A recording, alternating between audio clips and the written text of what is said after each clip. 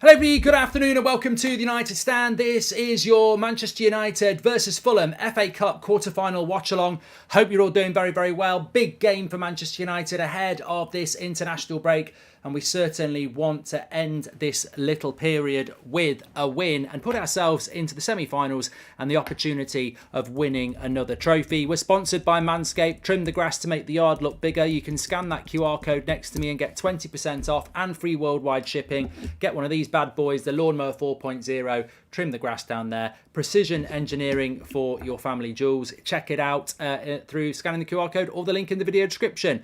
But we are going to fly straight into the team news here, and I can confirm that Harry Maguire starts and Rafael Varane doesn't. Apparently Rafael Varane is ill. There is a bit of a virus going around the Manchester United squad at the moment. A year ago you'd have said that some of the players. This actually is a genuine virus. Obviously Anthony's been ill recently and now Varane has picked it up as well. We've also got I mean, look, I'm going to say I tweeted it there. I don't really know why. I suppose it's the aerial power of Mitrovic. That's the only reason I can think that Harry Maguire is starting, because I don't know when we went from Harry Maguire being the fourth choice centre-back or even the fifth choice centre-back to third.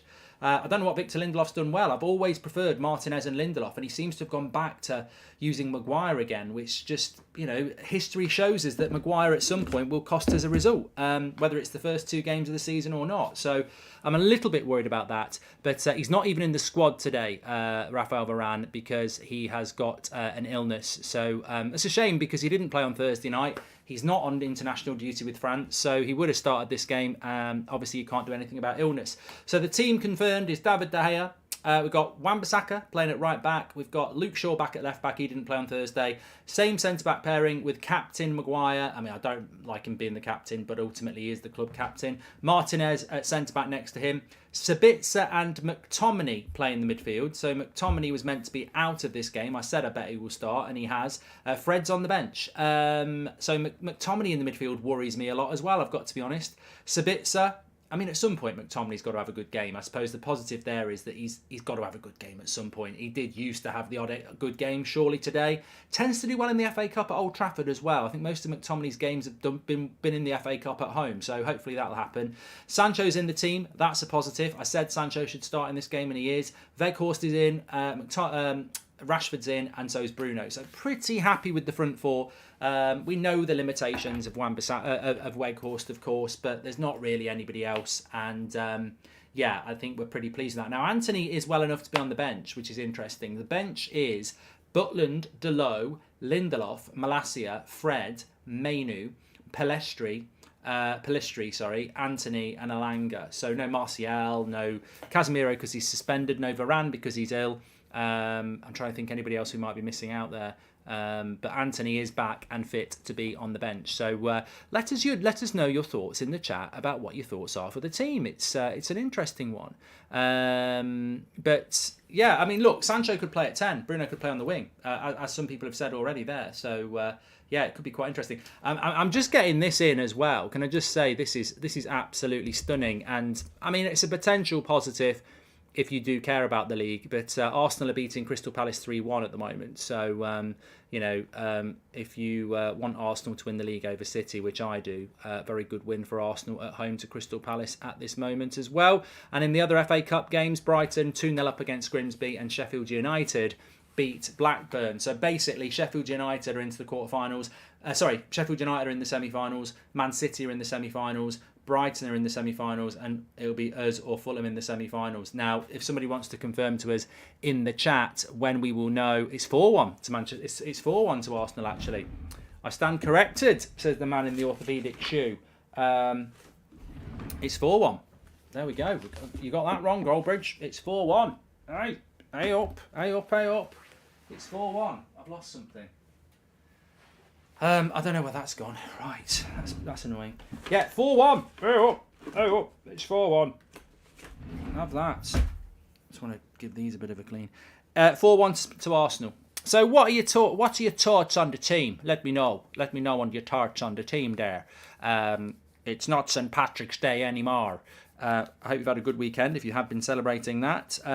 I think for me, the most important thing today is I think this symbolises, and I heard Ten Hag saying it as well, This symbolises the end of a phase of ridiculous amounts of games.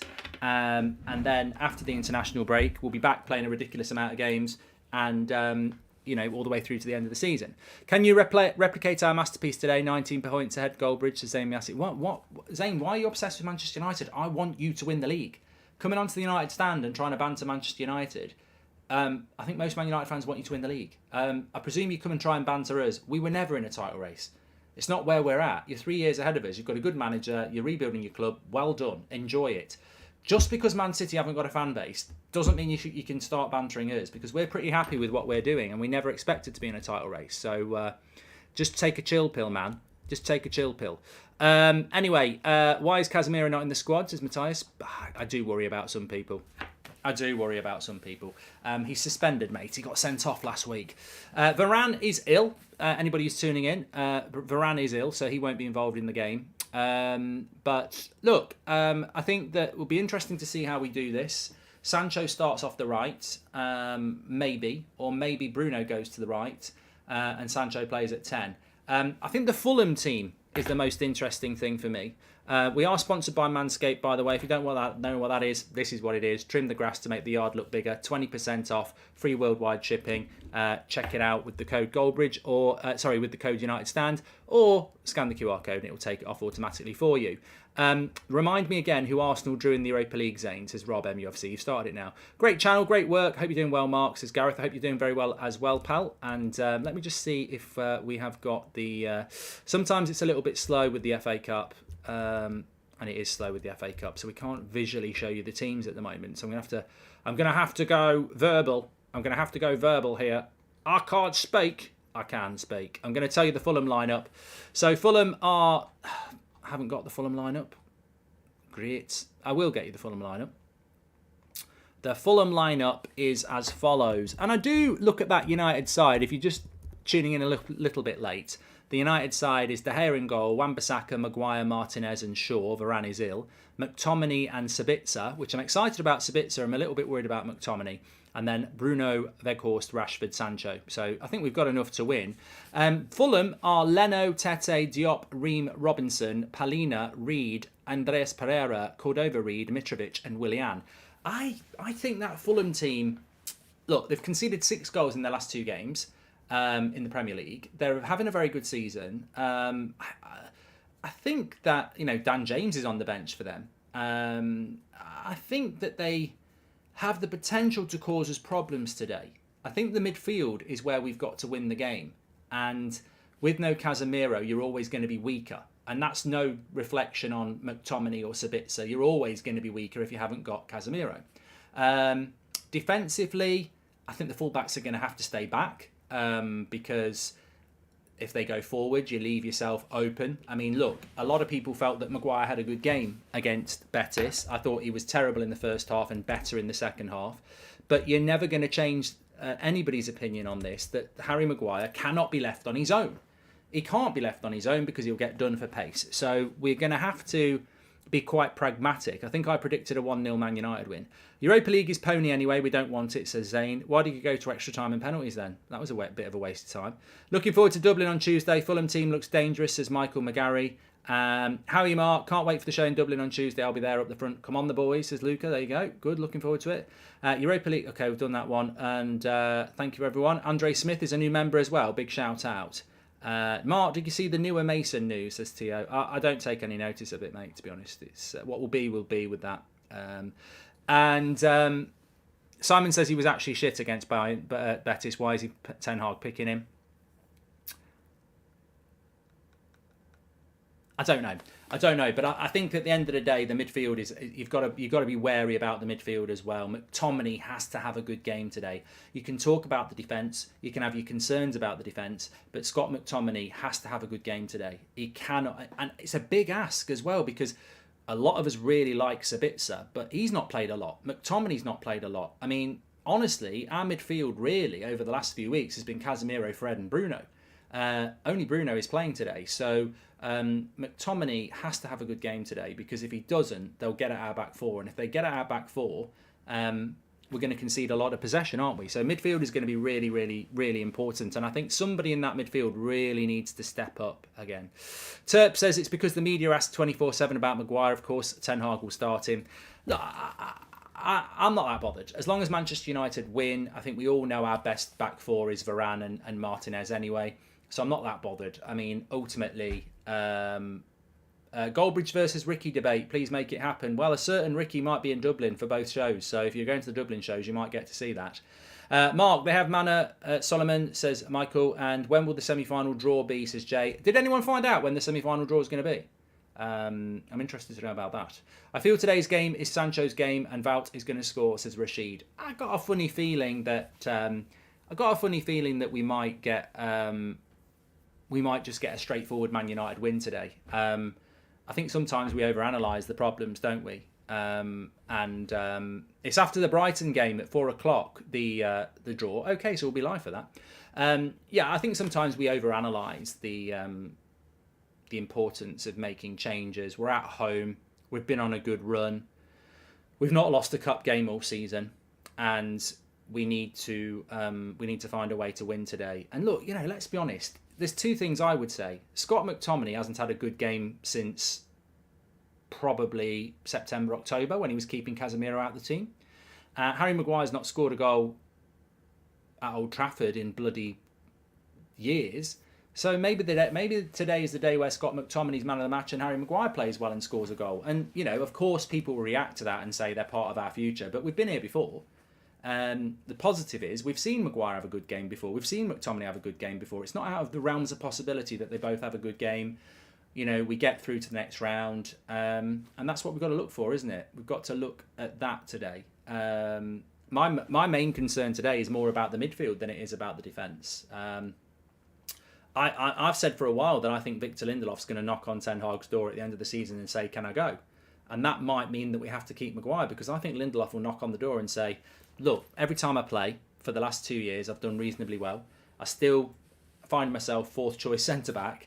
I can go and play for Sevilla as first choice, or maybe even better. So I'd like to leave, please. And I think that might be the problem we have in the summer, that we might have to keep Maguire because Lindelof will ask to go, quite rightly.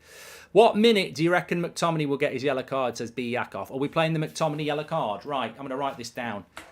You write yours down at home or memorise it. I'm going to say McTominay yellow, 23rd minute. There we go. I'm going 23rd minute, he gets booked. It's safe. James just gifted a membership. Thank you very much, James. I went to my first game back in October against Spurs. It was a dream come true, and I can't wait to see another game. Come on, United, says Mark. Thank you very much, Mark. Sorry if it was mentioned already. Just joined. Is Varane out, says Dion? Yeah, Varane is ill. He's ill. Paddy says, hi, Mark. Gary Neville is in Dublin next week. You and him should meet, and United should get Sesko in the summer, says Paddy. He's ducking me, Gary. Gary Neville ducks me, as we know. He's a very opinionated guy. Respect him. Legend of the club. Got very interesting opinions. But he ducks Goldbridge. You can't say anything. Whether you agree with him ducking Goldbridge or not, he ducks Goldbridge. He does. He doesn't reply to my tweets when I quote tweet him. He doesn't want the. He doesn't want the debate. He doesn't. And I don't know why. We've never met. I think it would be a really good debate. But for some reason. He's not scared of having a go at the politics, but he's terrified of getting into a debate. And I don't know why. I don't know why. Answers on a postcode. What do you think of Ferguson for Brighton, says Andrew. I'll tell you right now what I think about Ferguson for Manchester United. I've been speaking about him for ages. It makes me laugh. It's like an echo chamber. Remember, we talk about something 6 months before the mainstream do. We've been talking about Ferguson for ages on here. I've started to see people on other channels doing videos on Ferguson, and I'm like, Slow Sports News, we've been talking about him for bloody ages. So, yeah, I'd love him to come to Manchester United. He's not the finished article, but I'd love him to come to Manchester United. He's got a brace today. Yeah, I mean, he's going to cost a lot of money. Did you see that guy in Sky today saying the Glazers haven't been bad owners? I don't watch Sky. I don't watch Sky unless there's a football match on. I haven't watched Sky Sports News or anything for ages. They get some right wallies on there. And I know Adam goes on there, so I've got to be careful about that. But I don't watch Sky. I don't It's a long time since I watched Sky. If Sky Cave's got something to say, or Darmish or someone like that, about, you know, transfers or something, I might look at the clip, but I don't watch it. It's not fifth choice centre-back, etc. Ten Hag separates left centre-back and right centre-back. Maguire is second for right centre-back. Shaw will play second left centre-back, says Connor. You've just laid yourself out there. You've just knocked yourself out. You've just literally said what I've just said. Lindelof's going to knock on the door because he's gone from third choice centre-back to fifth choice centre-back. You've just gone, he's not fifth choice centre-back because Maguire's the second choice right side centre-back and Luke Shaw's the second choice left centre-back, which means Lindelof's fifth choice again. Come on, wake up.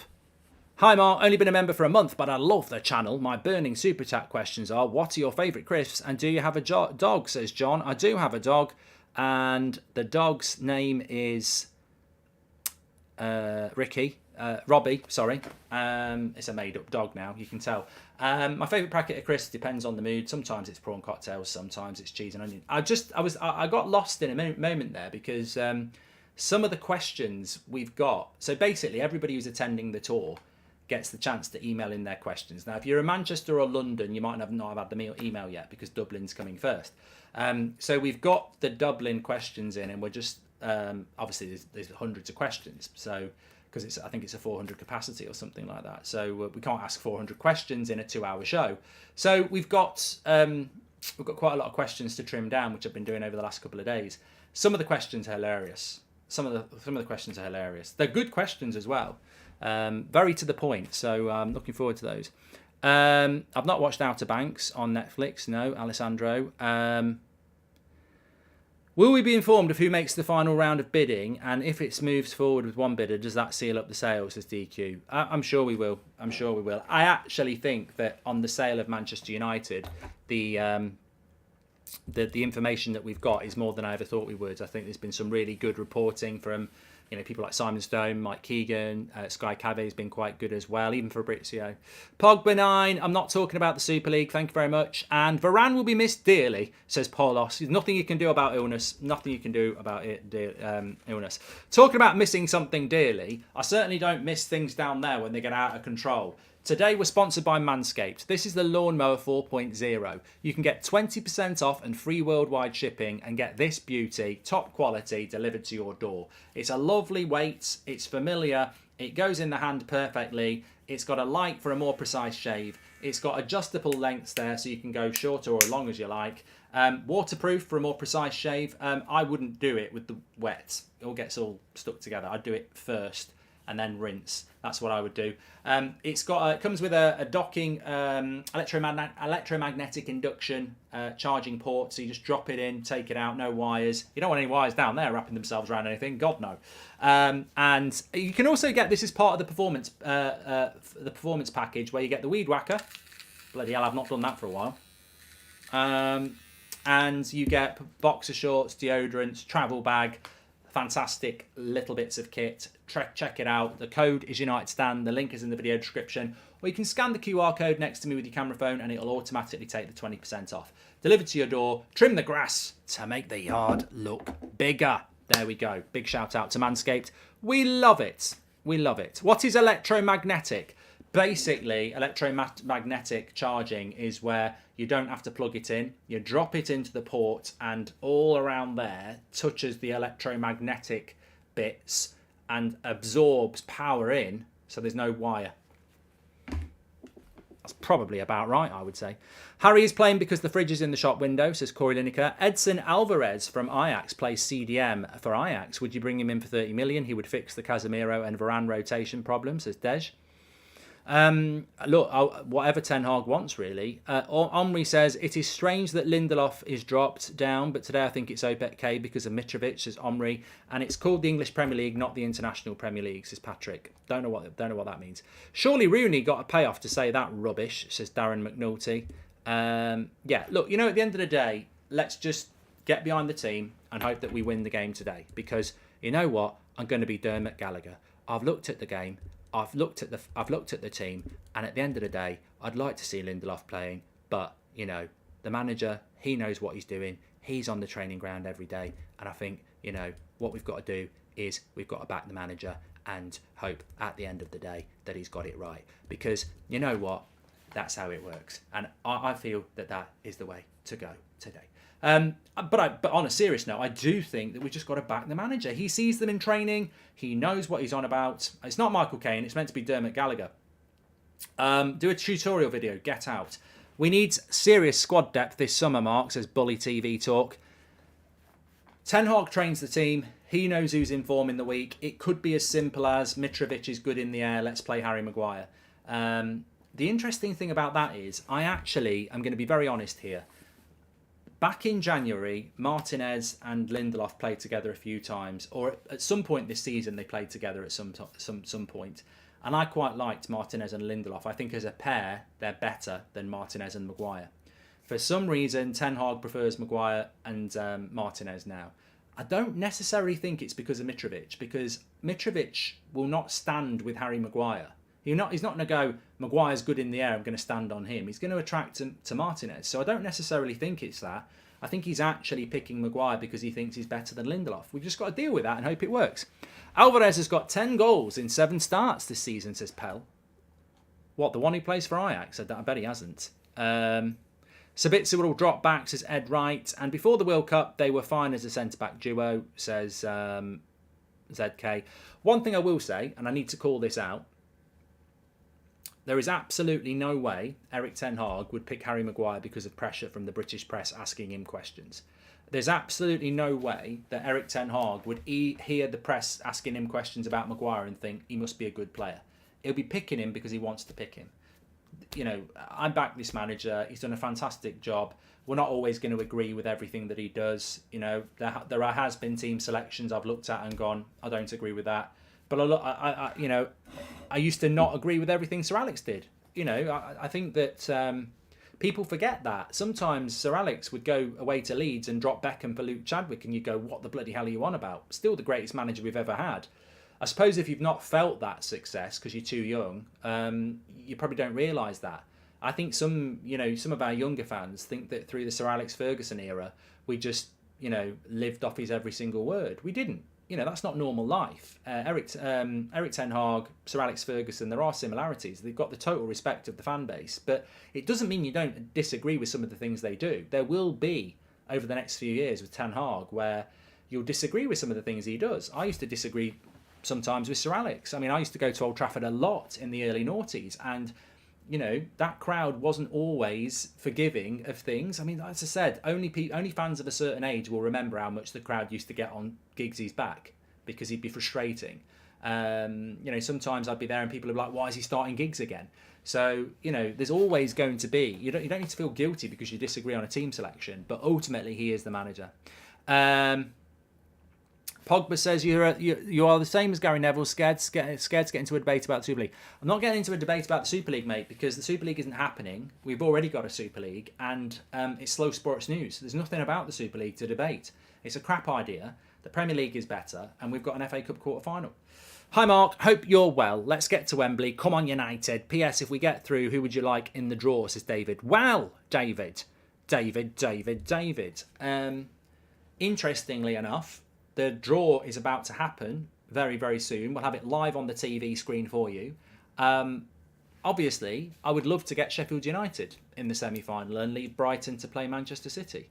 Manchester City would probably beat Brighton, but it's a harder draw.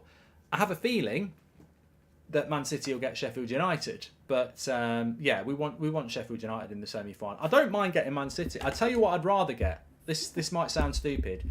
I'd rather get Man City than Brighton. Because if we beat Brighton, we're going to play Man City anyway. So we're going to have to play Man City in the final if we beat Brighton. So I'd rather get Man City in the semi-final than Brighton, if that makes sense. Because we're going to have to beat Man City at some point. What I don't want is Man City getting Sheffield United.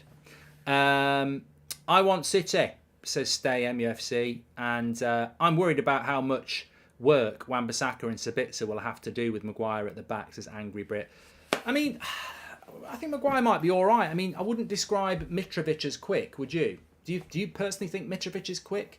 I wouldn't describe Mitrovic as fast. I mean, he's quicker than Maguire. I mean, look, a bag of cements quicker than Maguire at times in the right wind, but Mitrovic isn't blessed with huge pace. I don't think. He's mobile, but he's not super fast. So straight away, that's a help for us. What formation are you thinking and who plays where, says Danny Smith. Thanks for the super chats this afternoon, by the way. I'm worried. Angry Brit, thank you very much for yours as well. Well, look, we've set it up like that on the screen. I don't necessarily think that that's how United will definitely line up. I don't think. Well, that's not how United are going to line up. I don't think. I don't know why it's. I mean, that comes through from our stats provider. So don't forget our stats provider, OneFootball. Links in the description to download that down for free. They individualise the stats for each player as well. So if during the game you want to have a look at Sancho, use the OneFootball app. You can see how many passes he plays, etc. Links in the video description, or you can scan the QR code. I don't think Sabitza's playing off the right with Sancho central. That wouldn't make a lot of sense. It's not that Sabitza can't play there, but I don't think that that's how we're going to line up. Personally, I think you'll see Sabitza in a 2 next to McTominay with either Sancho or Bruno as the 10. There'll probably be a lot of interchangeability. I mean, look, at the end of the day, I've got to say, the games that are the most interesting games are the games that are most, competitive. The game I was looking forward to the most this week was Fulham. Betis, I felt, was interesting, but over. This Fulham side... Look, I don't think there's a United fan out there thinking this is Fulham at home a few years ago where it's straightforward. Fulham, Brentford, Brighton, this season, very, very good sides. I know Arsenal beat Fulham last week, but they didn't have Palhinha, who is with arguably their metronome in the midfield. I think they're a very dangerous side, and it could be with no Casemiro, no Varane. It could be a very, very and having played on Thursday, this could be a great leveller for Fulham to come and give us a game. Hi Mark, first game in 4 years. My son would love to meet Beth or Adam after the game. If not, see you Tuesday in Dublin, says Danny Smith. Yeah, I don't know how to meet Beth and Adam after the game. I don't know. I hope this midfield not got screwed by Fulham. Scott concedes too many unnecessary yellows. I hope he'll do a job for us today. So Sapatashi. Thanks very much for your super chat. Hope you're doing well, pal. Angry Brits just gifted 10 United Stands memberships. What a legend you are, Angry Brits. I hope you won't be angry in a couple of hours' time. Brighton will be a hard game even for City, Mark, says Mike. Well, this is it. Brighton, Fulham, Brentford. I would say, just to put a little bit of context here, and let's get the stats carousel running around so we can see the Fulham side on the screen as there. Well, it's not quick enough. That's gone too fast. It's gone way too fast. I would say this at the moment. I don't know what you think. I would say that Fulham, Brentford and Brighton are a harder game than Chelsea and Liverpool at the moment. Now, people are going to go, wow, 7-0, 7-0, wow, 7-0, I've got my 7-0 cup. What are you doing this weekend if you're a Liverpool fan? Painting the fence, off to B&Q, National Trust, out with the family, watching a box set because you haven't played.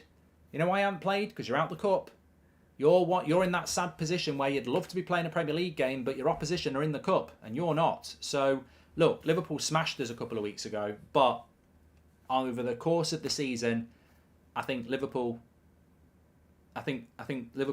are less of a concern than Brentford, Fulham and Brighton because they're all having a really good season. They are. They're having a great season. And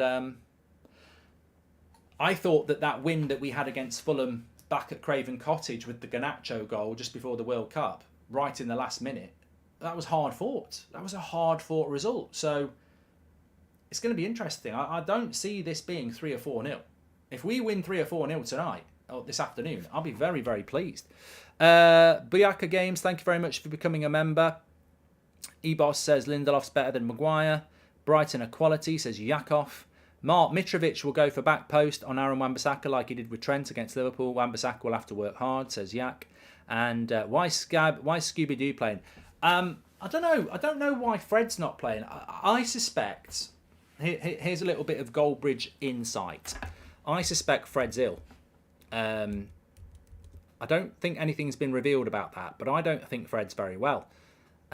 Because he came off relatively early against Betis, and I think if you haven't got Casemiro and you haven't got Eriksen, Fred's first choice midfielder. So why is he not starting today? And McTominay's got a knock. Like, McTominay wasn't meant to play today. So I think Fred's ill. I don't think Fred's 100%. I don't know whether that'll get revealed, but maybe Scott's playing for height, says Barens. Maybe, but I still think you'd play Fred. Maybe you wouldn't play Sabitzer. Ten Hag has had some quotes here. He says, on Varane, he's injured. It's difficult to say, but I think it's something small. I think he'll recover. Oh, so he says he's ill. He's not ill. He's injured. So this is from Ten Hag in the last couple of minutes. He says, Varane's injured. It's difficult to say, but I think it's something small. I think he'll recover and be back after the international break. Oh, international breaks come at the right time then, by the sounds of it. I mean, imagine if Varane was out for 2 weeks. That would be about 6 games the way we play at the moment. He says, Varane is together with Licker a very good partnership, but we have good players behind as well. Maguire and Victor Lindelof, I think, have a good squad there. That's from Eric Ten Hag. There we go. Let's see if he's said anything else. We should have the FA Cup draw coming up for you any moment as well. He says, you've got to win the game. You've always got to pick your best team. Yeah, so it's not illness for Rafael Varane. It is confirmed as injury, but it's not expected to be. It's not expected to be too long out, which is hopefully a positive there. But it's actual injury for him, which is a bit of a concern. But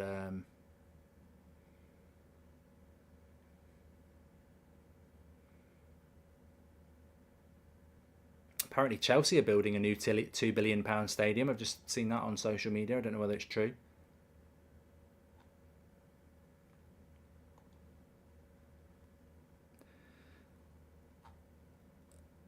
We need to buy a Varane replacement, says Jude. A world-class patient guy. Osman had a brace again, says Jude. And the FA Cup draw is coming on ITV1 at 4:15, so just before kickoff, which is great. So we've got lots to get excited about. The team is good enough to win, but good God, it looks like a Gillingham team mixed with the United team, says Joseph.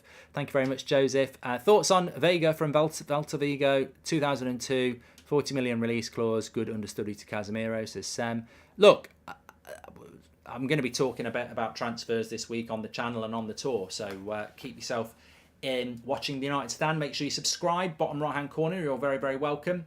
I think the transfer conversations are going to kick off big time. I always say this, March international break used to be when Pogba went away to France and gobbed off, but international break in March is always the kickstart to the transfer. You know, Bellingham will get asked on England duty about his future. There'll be some big story around Manchester United, obviously Harry Kane, Victor Osimhen. This is where it's all going to kick off. But I'll say this, I quite like it when people put forward players who we're not really that informed about. It was interesting doing the story about Moani this morning. I hope we do go and buy somebody. I don't need a big, massive name to come to Manchester United. I don't mind if Ten Hag thinks that some £35 million striker from the French league is the player. If he thinks he's the player, I trust that manager. So, look, I don't really care who we go for. At some point, we've got to start using good scouting. One of the attractions of Ten Hag to me was that he would be able to bring in good quality players scouted. So, you know, at some point, hopefully we are going to see that. I mean, you can guarantee that this summer transfer window is not going to be Harry Kane, Bellingham and Kim Min-jae. It won't be. We might be quite happy with that, but it won't be. So we've got to, you know, I'd be very happy if we do start scouting and bring in lesser known players if they're the players that Ten Hag wants. I hope Maguire doesn't become a snail with that Fulham attack. Hopefully we get a win and keep the momentum going. Love from Zimbabwe, says Tapila. Thank you very much for your comment there. Varane's injured, Cade, so he's hopefully going to be back after the international break, but Varane is injured. It's time for a little bit of a stretch there. Yeah, that's it. Couldn't do this with a green screen. Was trapped. Right. Sorry, it's a disgrace. Maguire continues to start. Clear instruction from the board that he has to play. He's a liability and will cost us today. Stuart, come on, calm down, calm down. And Red Army says that Mbappe's got too much ego to be a United player. There we go. Well, Mbappe's more than likely not going to come to Manchester United, so I wouldn't worry about it. Mark, much Napoli except for Osimhen if we bid, says Mbappe. James. I think that Osimhen will go for somewhere between 100 and 125 million. Yeah. I think he's worth it. 8 points clear. Vieira, woo, we are flying high, says Nelly. Thank you very much. Well, look, some people think it's controversial to want Arsenal to win the league. I saw Sir Alex, I think he was at Cheltenham in the week, asked about who he wants to win the league, Arsenal or Man City, and he says, I don't want to talk about it. But I do want to talk about it. Somebody's going to win that league. Are you actually straight down the middle 50-50, you don't care? If so, that's up to you. But it's very unusual to be just, I don't care, 50-50. I don't want to celebrate Arsenal winning the league, but I basically want to protect Man United's 3 in a row. And it's hard to win 3 Premier Leagues in a row, and we've done it twice. So I would rather Arsenal win it. There's something more genuine about Arsenal winning it as well, because they haven't done it with a open checkbook, have they? But I won't watch Arsenal win the Premier League title. I'll just literally turn off Sky and go, yeah, I'm glad they won it. Bye, I'm off for a walk. Come on, Robbie. The dog. If we get the shake, it will be Osimhen or Mbappe, says Abdul. And why is Sabitzer playing on the wing? He isn't. I mean, that's just the way it's come through. I don't think we're going to line up like that. I really don't. I don't think that will be the formation. If we get done that one, thank you very much. Another super chat from Omar. He says, Mark, I know it's unlikely we get him, but are your thoughts on Kvaratskhelia from Napoli? We've not been linked to him. I think he's going to cost a lot of money, and I don't think he's in a position that we're actually looking for.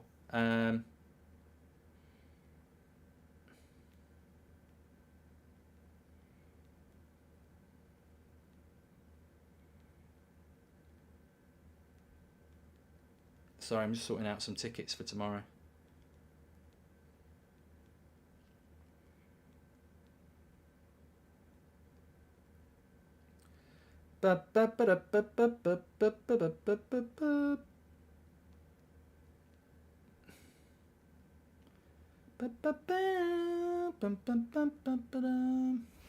Okay, Mark, I would get rid of Sancho. I've seen enough. Oh, frame it, clip it.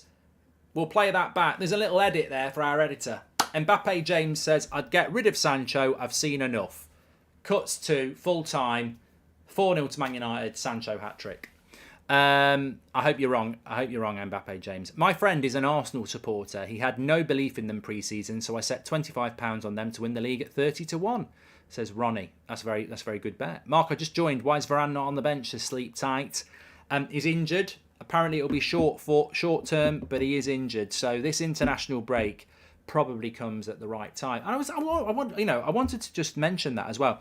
We're only 300 subscribers away from 623,000, by the way. So please do subscribe. Bottom right hand corner. United Stand. We're live every morning at 10 o'clock, every evening at 8 o'clock. Loads going on over the international break. We'll have updates on the sale, transfers, and a lot more. But I wanted to just say that on the international break, unbelievably, let me just do this super chat and I'll come back to it. United All the Way says, we need to follow Benfica's model. They have sold Felix, Nunez and Enzo, gaining €350 million. Despite doing that, they have only 1 loss and 2 draws this entire season. Well, we don't need to follow that model, United All the Way, because they're basically selling all their best players. To follow Benfica's model, we'd have to sell Bruno, Rashford, Casemiro. We don't want to do that.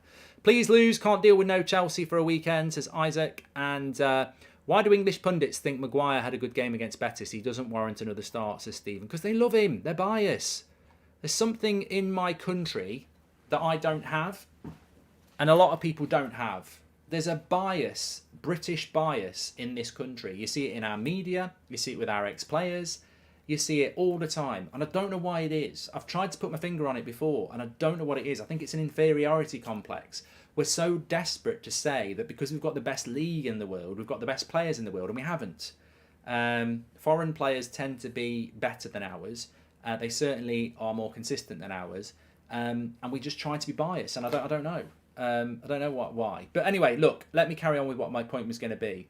Abby says, Mark, when you play stupid games, you win stupid prizes. We will lose today with Maguire. A lot of people going in on Maguire. I think he'll be all right, Abby. I think he'll be all right. But anyway, Almost 4 years ago, Mark. Cheers to you and all of the United stand. Let's get this win today. Bryce Jones has nearly been a member for 4 years. I didn't even know we had memberships for 4 years. Amazing. McTominay's on because Palhinha is 6'4", says David. Look, McTominay and Maguire are good in the air. There's no doubt about that. They are good in the air. They might not be good at much else, but they are good in the air. Please do subscribe, bottom right-hand corner. The thing I was going to say is the international break is here. And we have been playing since... Think about your Christmas turkey sandwiches, right? Last time you bit on one of those, this was where this chaos started. December the 27th, the evening of December the 27th, Manchester United played Nottingham Forest. Ever since then, December the 27th, nearly 3 months ago, we played a game every 3.5 days. Ridiculous. Absolutely ridiculous. Every 3.5 days, Man United have played a game, whether it's Premier League, Carabao Cup, FA Cup, Europa League.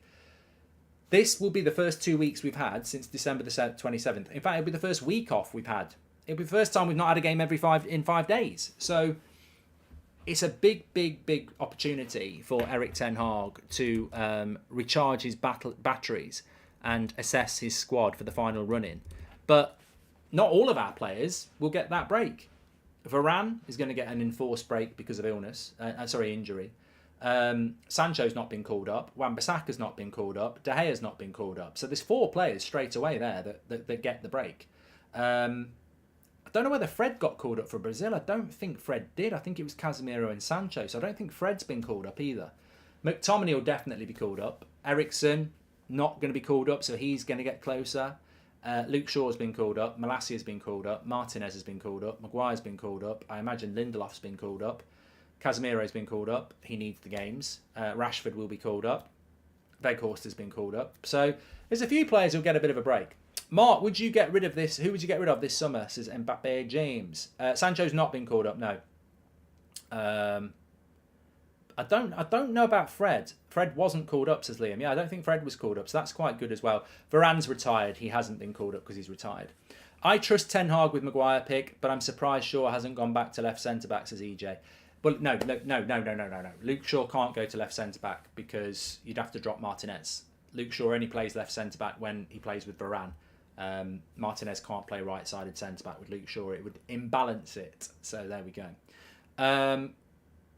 Giorgio says players who need a break don't get one. I mean, look, it doesn't happen anymore because people really do put their international clubs high.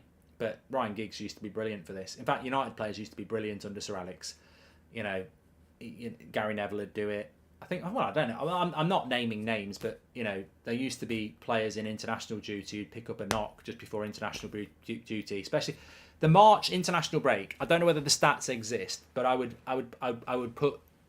would not be surprised if you analysed the March international break. I bet there was a higher percentage of Man United players who got injured and couldn't go. Giggs was always the one with Wales that got the shit, but I actually think there was quite a few other players that missed out for 2 weeks as well. Because ultimately, I would love Rashford to miss England. I would love Bruno to miss Portugal for 2 weeks. They won't do because they love playing for their country and you can't knock that, but I'd love Bruno to have 2 weeks off. I'd love Rashford to have 2 weeks off, but they're not. They're going to go and play a couple of England and Portugal games, aren't they? This is the best channel, 2-0, says DJ John. Thank you very much. And Maguire is more of a media obsession than Ronaldo was. Win, lose or draw on the bench or in the starting 11. Erik ten Hag will get 100 questions about him. It's boring, says Aram. Look, I hope he plays well. I hope he scores. The most important thing for me is that we win today, and I trust Erik ten Hag with the team that he's picked. But it's really interesting why so many questions get asked about Harry Maguire, because he's hardly missed the personality, is he? I mean, you listen to his interviews and they're just really dull. So I don't think he's the sort of guy that, he's not Gaza, is he? He's not a massive personality where everyone wants to talk about why he's not playing because he's the life and soul of the party.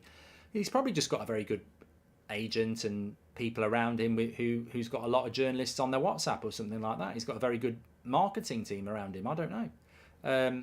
I've never understood why he gets so many questions asked about him, because his talent doesn't match the amount of questions. But fair play to him. He's got a good. He gets a lot of questions asked about him.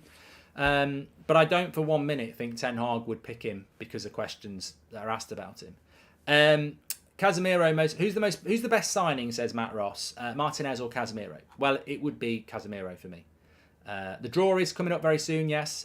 Winston, welcome to the Members Club. Thank you very much. And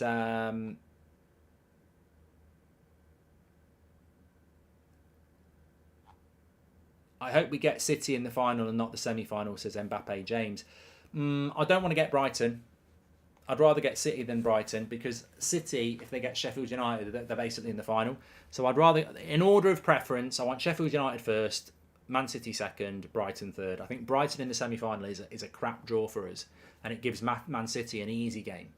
It would seem to me that it would be easier for Rashford to miss out on international duty, since Southgate will just pick Sterling anyway. Stephen Rossi, put your hand up if you're even going to watch England. I couldn't give a shit about England anymore. I'll watch the World Cup and I'll watch the Euros because there's nothing else to watch. But I'll tell you what, international break, I ain't watching England play.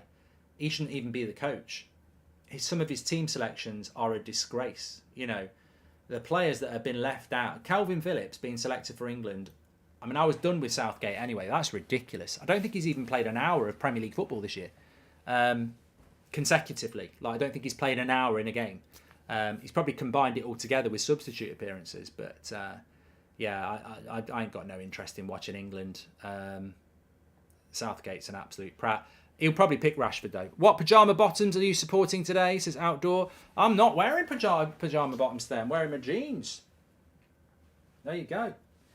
This is what I mean, though. If you've got ITV on, they're profiling Harry Maguire. I don't get it. I don't get why. Why would you profile Harry Maguire? You've got Bruno Fernandes, Marcus Rashford, Martinez, De Gea, Luke Shaw, really important players for us this season. I don't get it. I really don't. FA Cup draw is just about to start. Hazard says that Phillips has actually only played 56 minutes this season altogether, and he's in the England squad. It's disgusting. Absolutely disgusting. Nicholas Dawood, welcome to the Members Club. And the Alien's been a member for 3 months. Off topic, but I'm so guitar in and proud of it. Well, I'm sure a lot of people are the same with you. Apparently the draw is on BBC, which I haven't got on. Why have they not... How can the match be on ITV? Oh, God, I've got to change the channel now. This is a joke. I can't speak. I have to stand up to do this because I can't change channel from the room I'm in. So I've got a big cable. Madness. Okay, it's out. Semi-final. Brighton have just come out. Just in time here. Brighton will play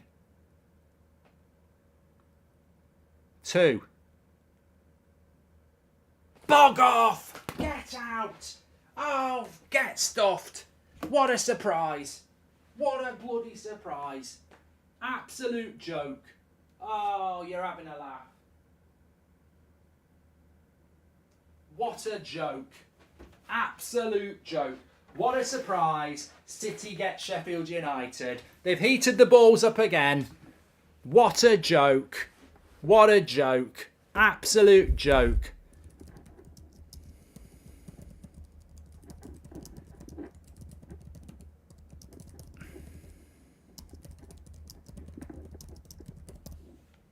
That is, I knew it. I bloody knew it. I knew they would get Sheffield United. Scammy gets. That's, well, Man City are in the final, 100%. Brighton in the semi-final, that's a tough game. That is a tough game for us. It'd be a good game, but it's a tough game. Man United, if they beat Fulham, play Brighton. Manchester City...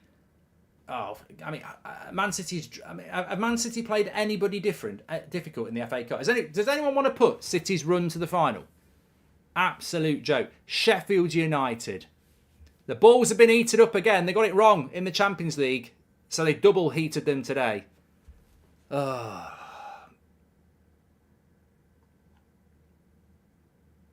be fair, they did get Chelsea and Arsenal. Yeah, I suppose.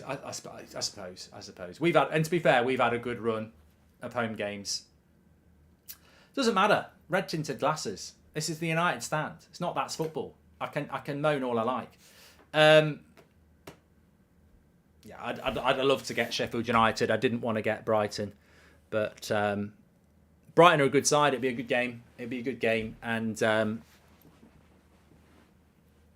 you know, it is what it is. We've got to beat Fulham first. You're right. Yeah. Fair play to Ian Wright. He had the knowledge to know Bruno has stepped up in the last few games. Sadly, Roy didn't. Still referencing the Liverpool game, says Nick P. I tell you what, Brighton are a fantastic side. Got to win this versus Slow Sports News. Yeah. No, but I think that's why it makes the Brighton game even harder, because you've got to beat Free Your Sex. What's that all about? You've got to beat... I thought it said Free Sex. I thought, bloody hell, it said Free Your Sex on my TV. And I was looking at you, and I thought it said Free Sex. I said, God, bloody hell, advertising's got really bad. No, I think it makes our job harder now, because you've got to beat Fulham and Brighton just to get to the final. But look, you've got to take each game as it comes. I'm looking forward to the McSauce. Bonnie Hops says Muzzy. Hate to say it, but I think City are going to win the treble like Sir Alex did, says Mohammed. And fair play, I've done that one, haven't we? I don't think City are going to win the treble. Arsenal are doing very, very well at the moment. And they've got a tough Champions League draw. You know, they've got to beat Bayern home and away, and then they're going to be playing Real Madrid or Chelsea, and then they're going to get Napoli in the final. So they've got a long way to go there. The FA Cup probably looks like their best route for a trophy, but semi-final will be at Wembley. So we don't play Brighton at Brighton, we'll play Brighton at Wembley, which could play into our hands. You know, Newcastle really were not the same at Wembley, were they? So, yeah, semi-final at Wembley, if we get there. We've got to beat Fulham first. But there we go. Could be an all-Manchester final. That's what she said. It is. But we've got to try and win this game today first, of course. And it is by no means a foregone conclusion.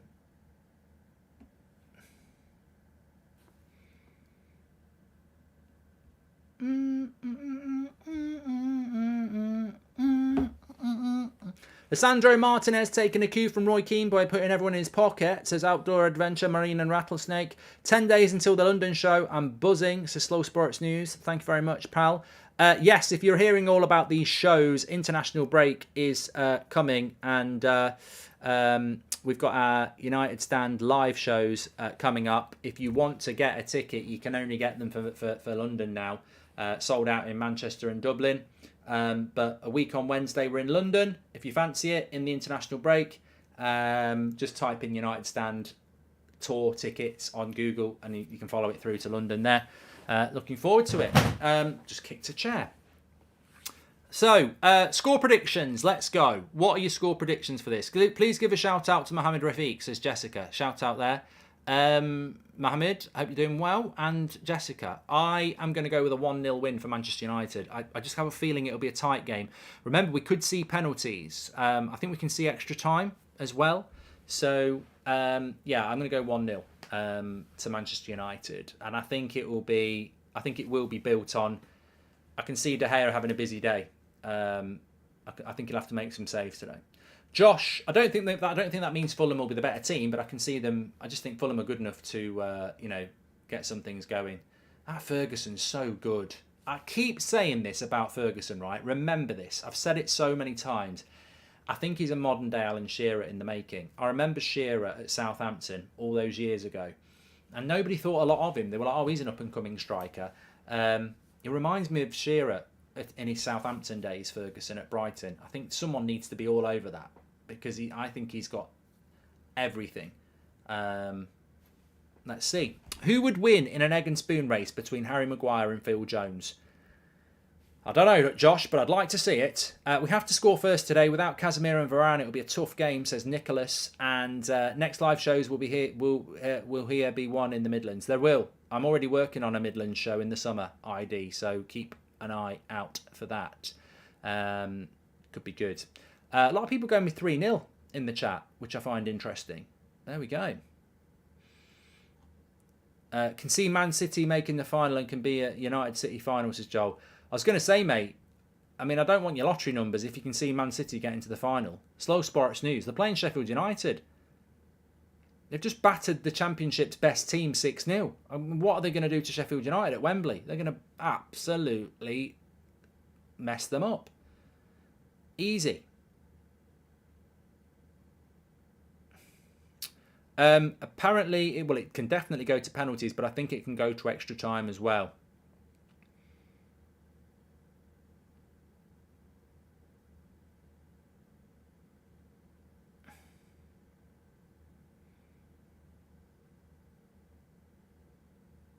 Players are in the tunnel here.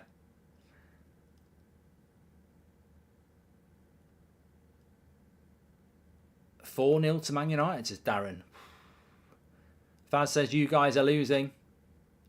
"No extra time, please," says Lee. Well, it doesn't matter massively. We've got no game midweek. But I really hope we win it. This manager deserves it all with no help from the owners. Viva Ten Hag, says Jack.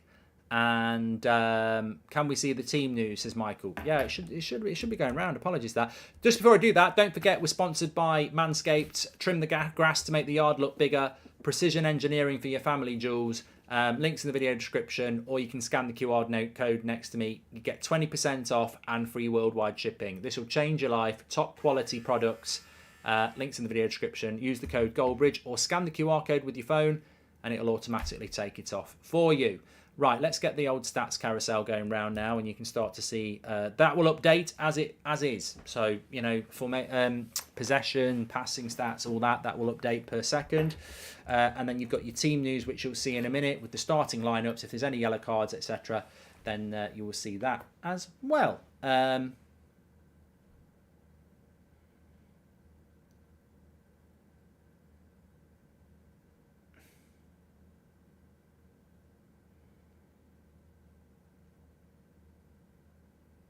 I'm looking forward to this one, you know. I'm looking forward to this one. I think Fulham are going to have a go.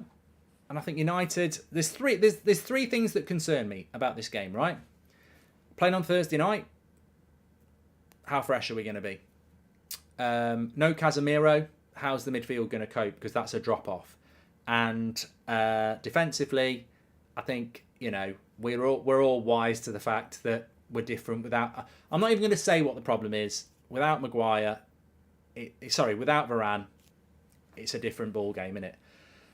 Apart from that, I think we'll win 1-0. Who would have a better season, Brighton top 4 or you? I tell you what, I hope we do win as well, because if we lose and it's down to a certain player, their live show tomorrow night is going to be easy material. Who would have a better season, Brighton top 4 or you guys with Carabao Cup and FA? Because if Brighton get 4th, I don't know about you, but that's my better opinion, says Nathan.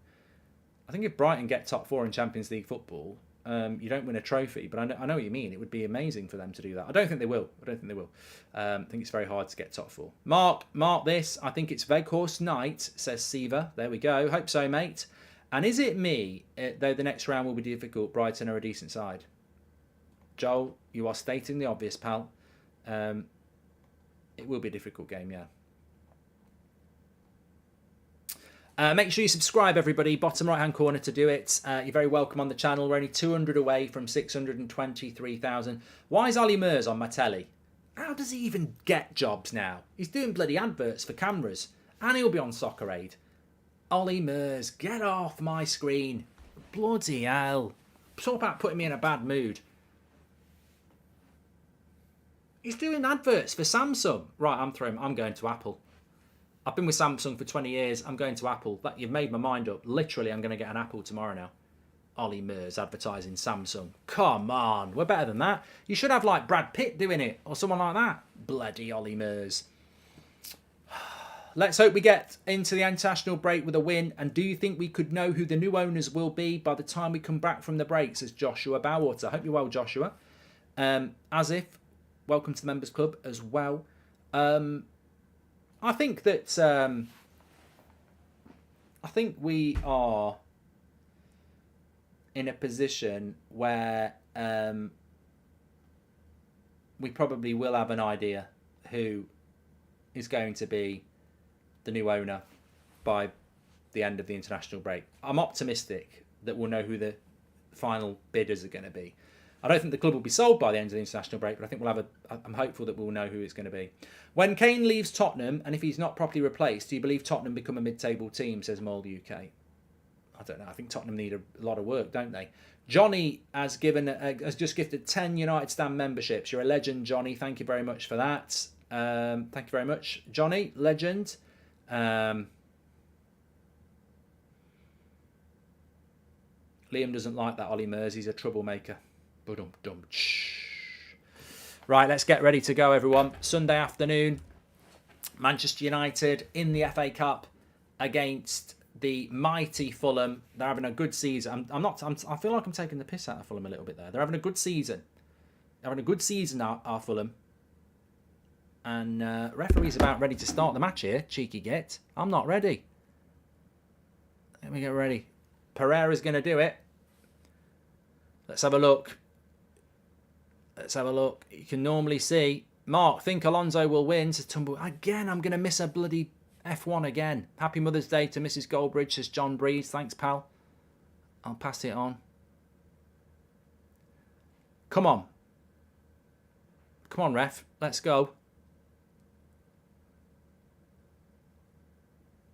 And we're off. There we go. Do you think we're yet to see the best of Sabitzer? I don't think he's had a start next to Casemiro, says Munoz. I think I would agree with you that it's hard to assess the situation with Sabitzer at the moment. I don't think we've seen enough of him. I would agree with you on that one, yeah. So Fulham just knocking the ball around their back at the moment. Nice ball in. Luke Shaw deals with it.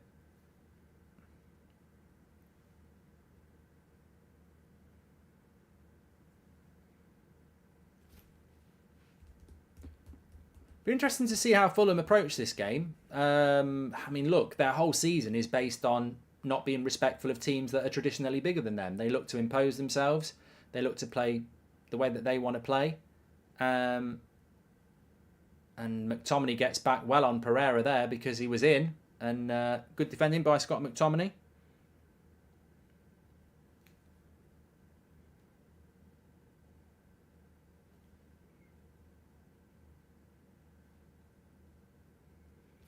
So early corner for Fulham.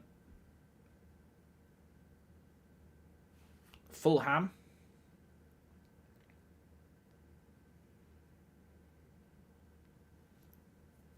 Slow start again, says Marvin AM. Well, this is always the way with Manchester United. This is the way. Good clearance.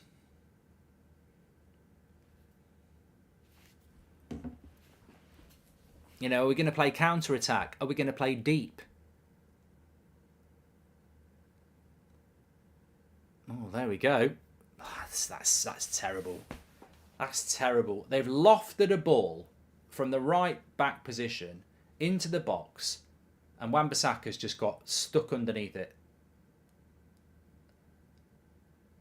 And it's a free hander for Diop. I mean, he's never going to score it, and De Gea's right to just palm it over the bar, but that's a concern straight away, isn't it? Wan-Bissaka, I don't think he'll ever get be able to deal with crosses to the back post. It's his weakness, isn't it? It's his kryptonite. Cross comes in from the corner. Fulham are looking for a penalty. They've got absolutely no chance. They're moaning like mad for it. I didn't think it even looked like a penalty. Referee says play on. It's a dodgy start by Man United here. Didn't look like a penalty to me. But this can only help Fulham. They're looking confident. Harry the Hoover drawing them in, says Joshua Bowwater already. But it's a slow start from Manchester United here. Rashford's playing off the right, by the way. Sancho's on the left. Weghorst. McTominay's sitting with Sabitzer to the right and Bruno to the left. Huzzy says, we always start so bad.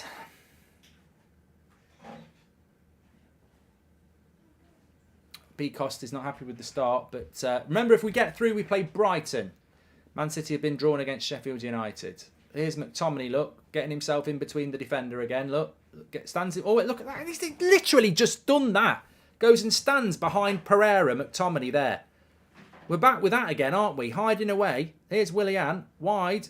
Cross isn't too bad. McTominay should clear that one. And that's better to Rashford. A good tackle. I forgot about that with McTominay.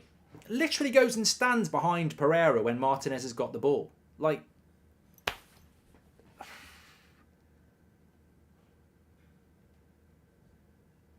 we're going to struggle to get out. We're going to struggle to get out of our half if there's no pass for the centre-backs.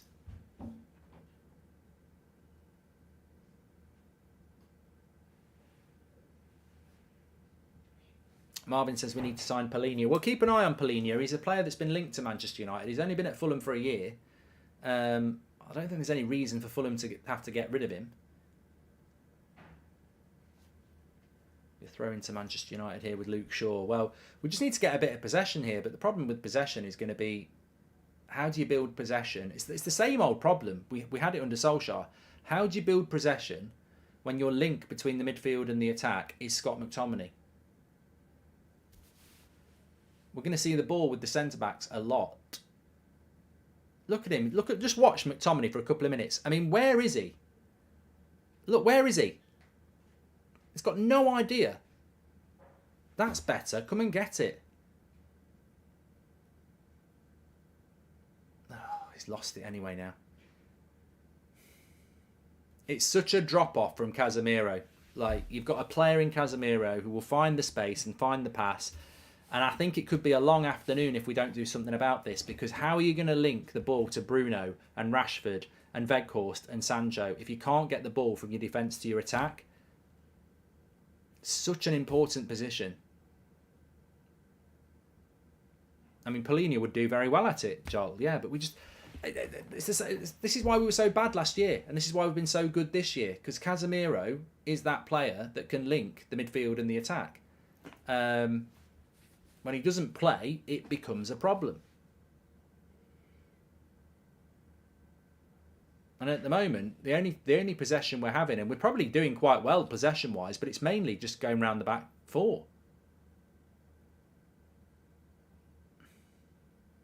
Maguire's just switched it to Shaw, but, you know, where's the forward pass again?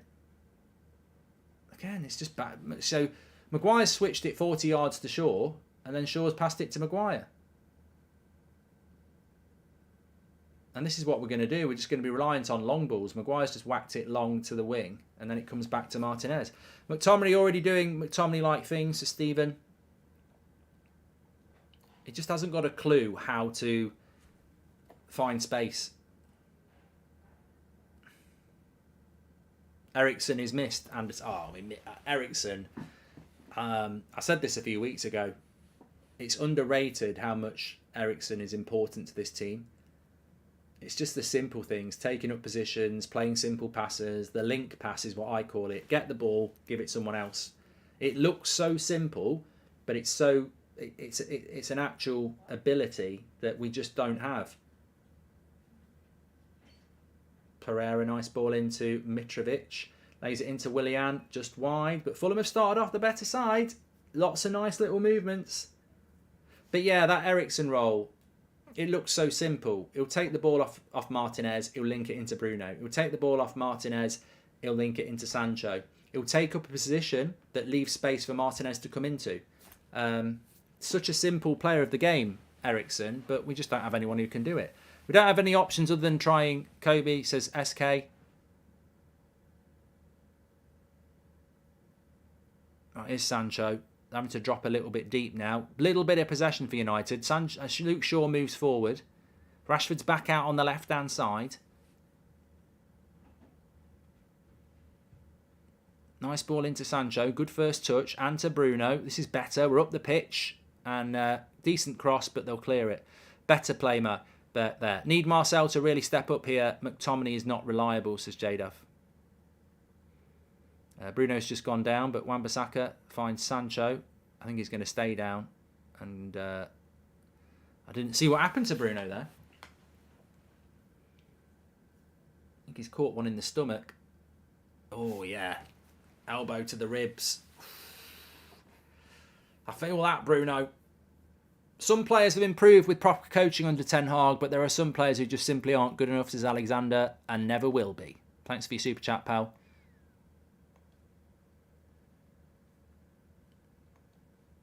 So Bruno's just took an elbow to the ribs here. I said it before the game, though. I think we'll win 1-0. I think we'll win the game 1-0, and I think it will be a tight game, and I think we'll win it on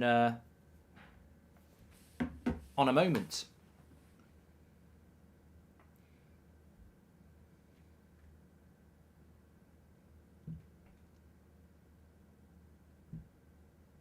Ericsson's back in April, I think, Daz, yes.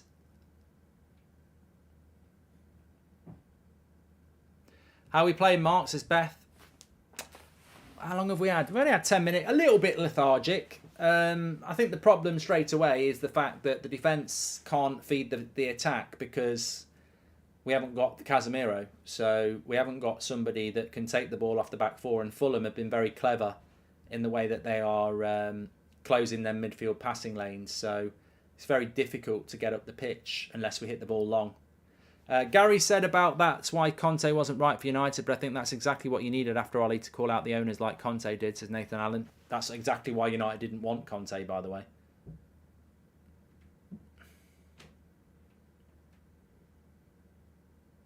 So the ball's back with De Gea. Bruno's back on the pitch. Hi, Mark. Google is being... I'm testing I can make super chaps. Hope for City versus United final, says Kate. Yes, you can, pal. Or Kai.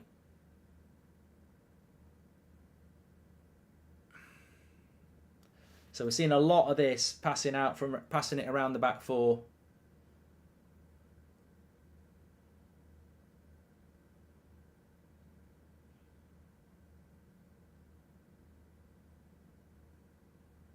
Fulham are just very, very tenacious in the tackle at the moment. They're winning a lot of the 50-50s.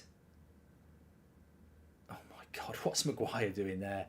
Just hoofed it in the air. Get the ball down. Here we go, Rashford. Oh, no. Definitely the game where you want to score the first goal.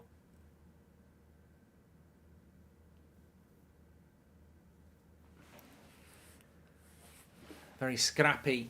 If you're playing the game of what minute McTominay will get a yellow card. I mean, hopefully he won't get a yellow card, but if you were playing that game, I've gone with the 23rd minute, so it's still very alive at the moment.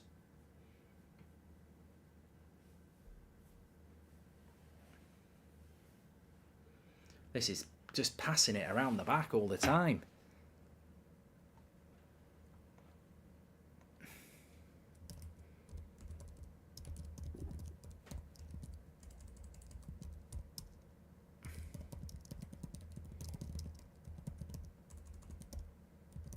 Cross comes in.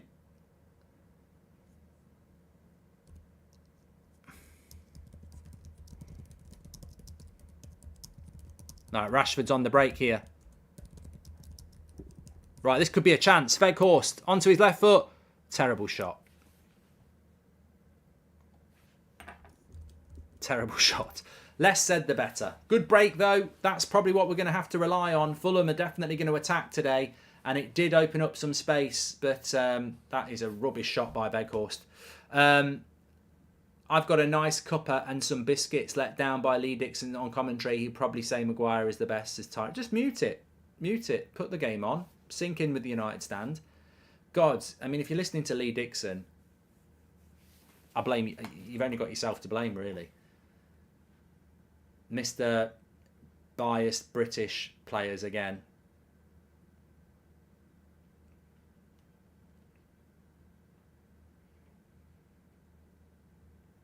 I like Weghorst. Just remember he's a limited player.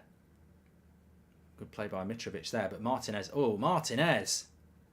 He did give him a push in the back there. I saw it, but the ref didn't. I thought he might have got seen. A little bit better from United here, engaging a higher press. Martinez will deal with that. Oh, no, he hasn't. That's surely a foul on Martinez. Referee says play on. And Maguire slipped for some reason. That looked like a foul on Martinez to me, that did.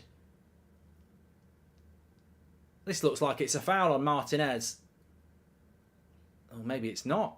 I don't know. We're lucky there. Whoever that Sabitzer does a great job here. No, that's a foul. That would have been a foul. He clips Martinez's legs. That's a foul. That would have been a foul. If they'd have scored that, that would have gone back for a foul. But fair play to Sabitzer. He covered the passing lane because Maguire fell on his arse and it would have been a tap-in. But that would have gone back for a foul because he caught Martinez's leg. I'm very surprised they didn't give the foul in the first place there. Bruno with the clearance. We've got to tell you what we've got to do in this game. We've got to stop Fulham working it out to the opposite side and putting crosses in. Oh my God! Right across the 6-yard box there from Fulham. Ream with a dream of a cross. Takes up the position. Wan-Bissaka's slow to get out of there. And, I mean, there wasn't a Fulham player near it, to be fair. But I think it might deflect. No, it doesn't. Got it under Wan-Bissaka's leg. Yeah, but what we've got to do is we've got to stop Fulham coming down their right-hand side and getting crosses into the box. Jem says, strap in, it's going to be a long ride. I did say I fancied a 1-0 Man United win. I think it's going to be a battle, this game. Gig says it feels like we're throwing this match. 2 key players missing in 2 places. But we can't do anything about that. Casemiro's suspended and Varane's injured. We can't. There's nothing we can do. I personally think the only change I would have started Fred. But I've got a feeling Fred's ill. Because I don't see why Fred wouldn't start, considering he came off quite early against Betis. So I think there must be an issue with Fred. Good cross in. Oh, Martinez gets up. Plenty of crosses into the box from Fulham. Veghorst, McTominay and Maguire. We have someone only barely adequate on each part of the pitch, says Gershon. Thanks for the super chat. I'm being forced to listen to Stuart Robson commentate on this game and he sucks as well, says Bryce. Listen to me. I tell you what, it's a good job we're sponsored by Manscaped, says Sean Eason, because we've had a few close shaves. Also, Nate says, I feel like Fulham have dominated the first 15. We're so sloppy on the ball, especially a certain centre-back and midfielder, says Nate. I love Martinez, but he didn't look as quick as I thought tracking back to that ball, says Colin. And it's an underrated part of Varane's game, Colin, actually, his pace. Soon as you take Varane out, that back four was slow. Martinez is reasonably fast, but he's not super fast. Varane is quick. So we need a quick strike. We do need to buy a fast centre-back in the summer. As soon as the Ollie Faithful, Maguire and McTominay start, they make it feel like last season all over again, says Paul Holloway. I think we're going to need a clean sheet. Martinez is playing centre-back and DM. We need rid of McTominay, says Harrison. And Mark, is it too early to sub Maguire and McTominay, says Brian. Was a foul on Sancho here by Andres Pereira.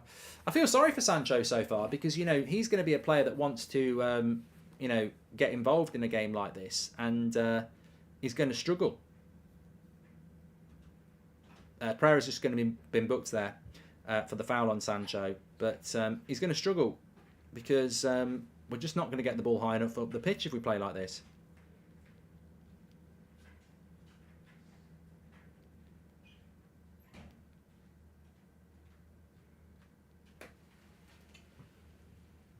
Half an hour. Can I have one in half an hour, please? What was the score?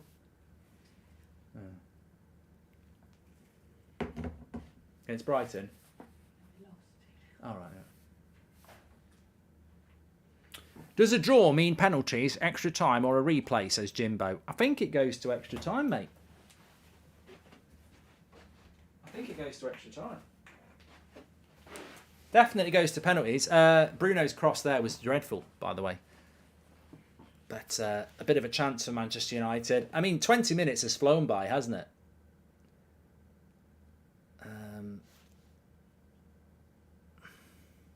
Fulham doing Fulham things, but it doesn't mean that the game's out of reach. Mitrovic and Martinez is going to be a very interesting battle, by the way. I do prefer Lindelof in the DM spot over McTominay, says Fred. But this is what I mean. People said, oh, we've picked Maguire for his height. Mitrovic won't go anywhere near Maguire. He's going near Martinez because he's got that height advantage. So it's all right saying we're playing Maguire for height. Maguire's about as far away from him as he can be. Does Seb play football, says Sebastian? Yep. Sound like a dog, but yeah. Oh, he's left Bruno there. Robinson, good play. Well done, Rashford. English bias is insane. Saw an article give Maguire a 7.5 on Thursday because he was better. I laughed very hard. That's ridiculous. What name and shame? What article was that? That's bloody disgusting. 7.5. I barely give 7.5 to the man of the match. Martinez is pushing up to do McTominay's job at the moment, says Niall. And this is our worst game in possession this season. We're shocking with the ball. This can't be how Ten Hag wants to play, says Ty.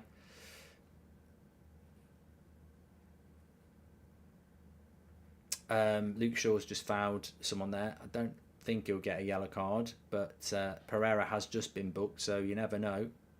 Probably won't. Well, he might get booked.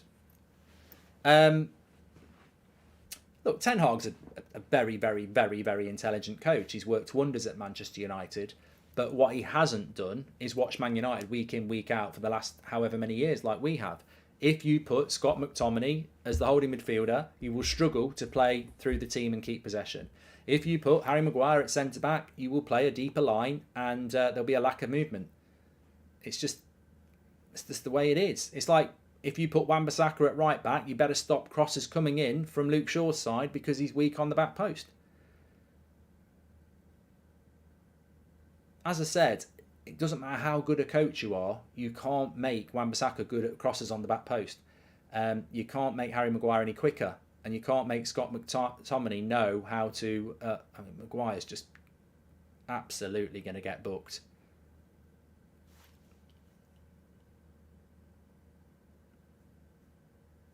Don't look. If you're a Maguire fan, don't look.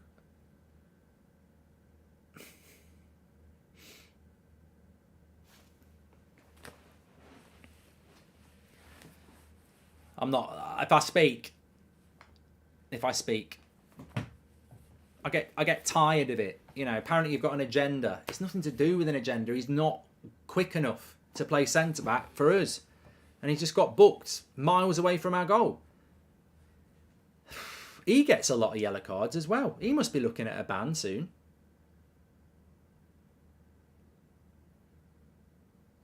Goal kick. Dreadful start from United. The conversation of Maguire, McTominay and Weghorst starting slows us down immensely. Also, do you think we get third, says Alex. I think we will get third, yeah. I mean, this is not the Premier League. This is the FA Cup. But everyone's playing safe, slow passes here. It's all very much, where's my spare man? Point here, pass there, sideways passing. It's very slow. That's Maguire out of the game semi-final for that rugby tackle, says Dorian. And how we sold Pereira and decided to keep McTominay beats me. He's abysmal off the ball, says Brian. I mean, look, Sancho's having to come deep with his back to goal in tight positions just to get a touch. Just let McTominay go, says B. Yakov. Rashford's just switched a lovely ball out to Wan-Bissaka. Come on. Into Bruno. Cross comes in. Oh, declared headed away. Well done, Martinez. Well done, Martinez. Lovely ball by Martinez. Weghorst. Now Sancho. Go on, Weghorst. That's it. Keep the pressure up. Wan-Bissaka. Here we go. Up in the final third for the first time in a while. Rashford is going to try and get a shot off here. Go on, use Bruno. The cross is good. Oh, unlucky. Good cross by Rashford. That Weghorst was nearly on the end of it. Maguire has to do us all a favour and just be a YouTube blogger or something and stop playing football, says Kyle. He could be like Ben Foster. He could put his little GoPro in the on the edge of the box, because that's basically where he stands, isn't it? Is it acceptable to have a full English breakfast for dinner? I quite like a full English breakfast for dinner, Chris. It is acceptable. And see how we're playing without Varane and Casemiro, and people think David is what's holding us back. We need a good team week in, week out. So Sharath Kamath Fitness, thank you. Hope you're doing well, mate. And Mark, do you think... Wait a minute, cross comes in. Mark, do you think Man United faced the same issue as Spurs? Originally, inadequate board members along with entitled people, says Sean. Thank you very much for those super chats. And Mitrovic changed to Maguire instead of Martinez, says Alvin. Well, you're right. I mean, most of this game, Mitrovic has been on Martinez. I think you're right. I think he's thought, well, Maguire might be big, but he ain't quick, and he's got him booked. So I think he'll stick to Maguire a little bit more now. Kevin says, Weghorst is always nearly on the end of it.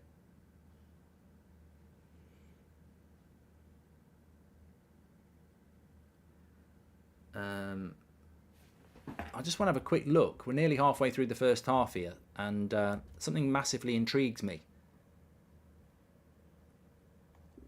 Let's have a look at these match stats. So, nearly 50-50 possession, but our possession's only because we're passing it around the back. Like, our pass accuracy and passes is all based on passing around the back. Fulham are on the attack here. Martinez. Oh, no, that's not a penalty for me. Get up, Mitrovic. He wants a penalty. Not for me. Slips it through. Nah. It's clever by Mitrovic. He puts his foot in front of Martinez to make the foul, but that's not a foul. If anything, he's trying to trip Martinez up. It's never a foul.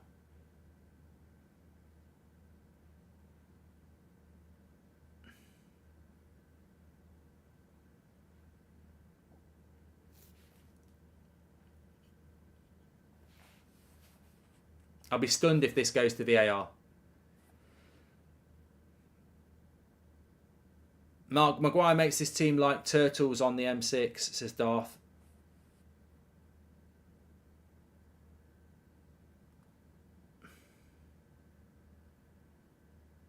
Yeah, they're not going to review that. They're not going to review that. It's definitely not a penalty. It's clever play by Mitrovic. He's basically stretched his foot in front of Martinez's path to make the contact, but Martinez can't do anything about it, and it's not a penalty. I like that one as well, Christine. Turtles on the M6. Marino and Vlahovic sell about 9 in the summer, says Alan Casey. Time for a stretch, Mark, says Mister.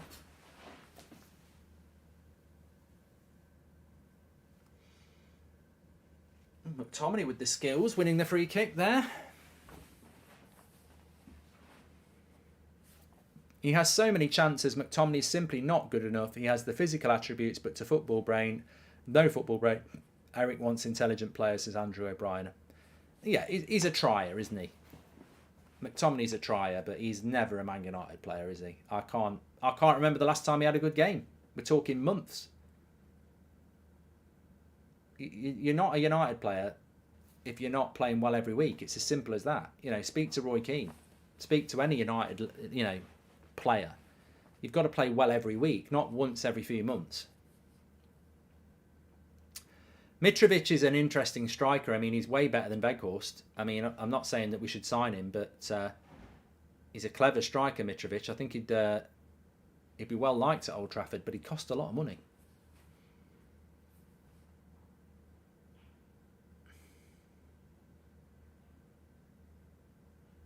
Winston says it feels like an Ollie game. I mean, where's McTominay running to there? You're the holding midfielder and he's just sprinted up front. I don't get it. He's not even back in the picture yet. Oh, he's swapped with Bruno, that's why.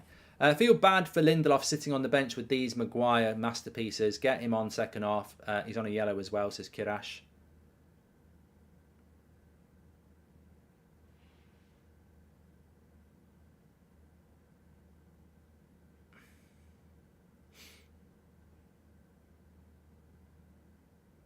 That's a crap ball by McTominay.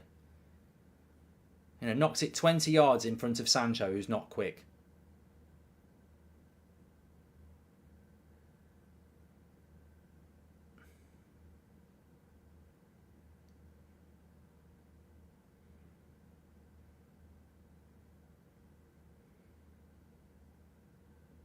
Nice play by De Gea and Martinez there. It was a little bit sketchy for a minute, but they got it right. Good tracking back by Willian. Yeah, I was a bit worried there. De Gea gave the ball to Martinez in a dangerous position, so Martinez gave it him back, and then De Gea was under pressure, and he just quickly gave it back to Martinez, and it worked out quite well. It's been poor from United, though, isn't it? Let's just have a look at that. We've had one shot on target each, and I don't remember our shot on target. Maguire slows down, slows games down. Too many touches, says Little, and yeah, I do feel sorry for Lindelof, Kiriash, but I don't think he'd make a massive amount of difference to this game. The problem is that we're not moving the ball from back to front. It's going, look at Fulham. Fulham, lovely forward passes. They're always looking to play forward.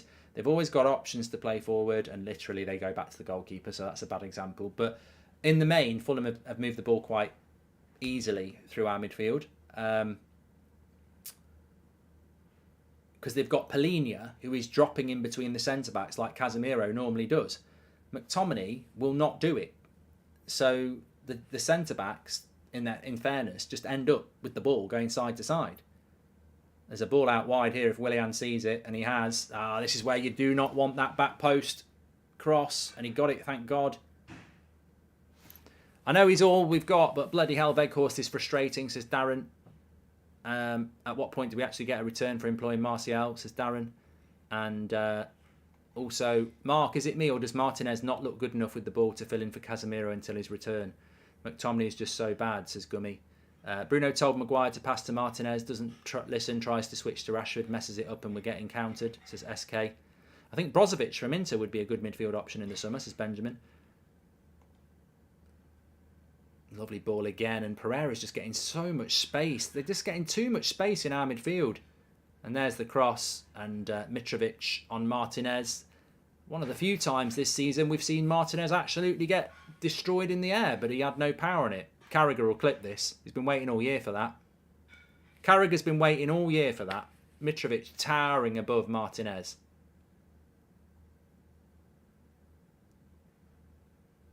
It's a battle, that. Midfield's non-existent at the moment, says Kevin. Well, at least McTominay's not been booked.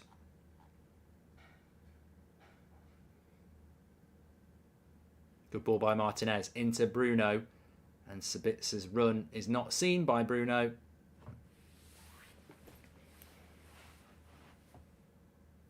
Good tackle by Bruno there. Come on, Martinez. There's got to be a ball. There's got to be a ball. It's Sabitzer into Rashford. Leno does his job. Goal kick. Thoughts on Pereira, says Umzil.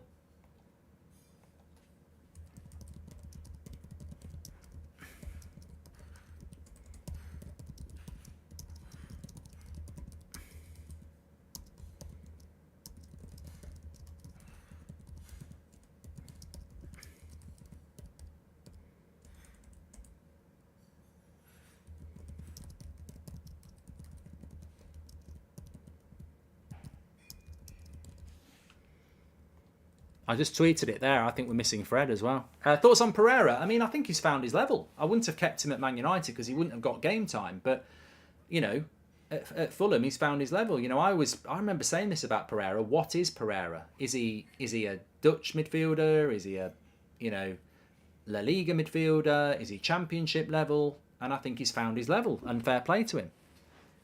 Scooby-Doo not booked because he hasn't done anything, says Utred.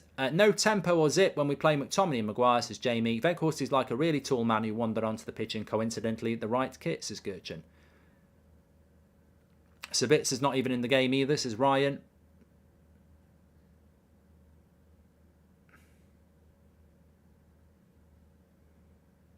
Counter-attacking at home, says Jason.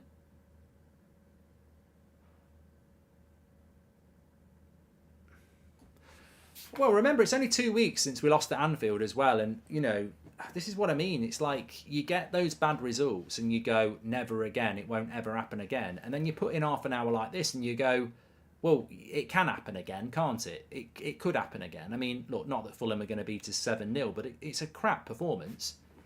You know, it's only 2 weeks since Anfield and we're putting in a performance like this. It's rubbish. Maguire only picked over Lindelof because of an armband, says James.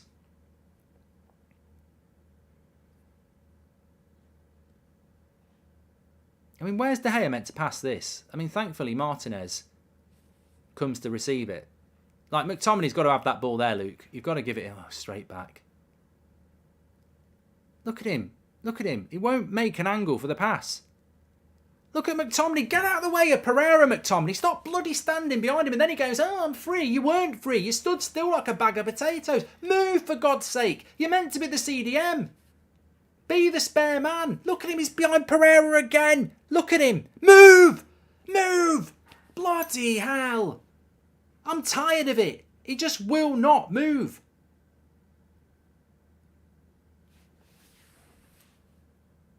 Rashford. Squad depth is non-existent, says Nathan Brown. Can't push up the park because of Maguire. Can't sustain possession because of McTominay. We've a way to go, says Nathan. Well, here we go. And, is it going to be a corner? No, Wan-Bissaka keeps it in. This team is exhausting from playing so many games, says Lee. Well, I sort of disagree. Sancho's not played loads of games. McTominay's not played loads of games. Sabitza's not played loads of games. Maguire hasn't played loads of games. Luke Shaw didn't play Thursday. So I don't think there's an excuse, mate.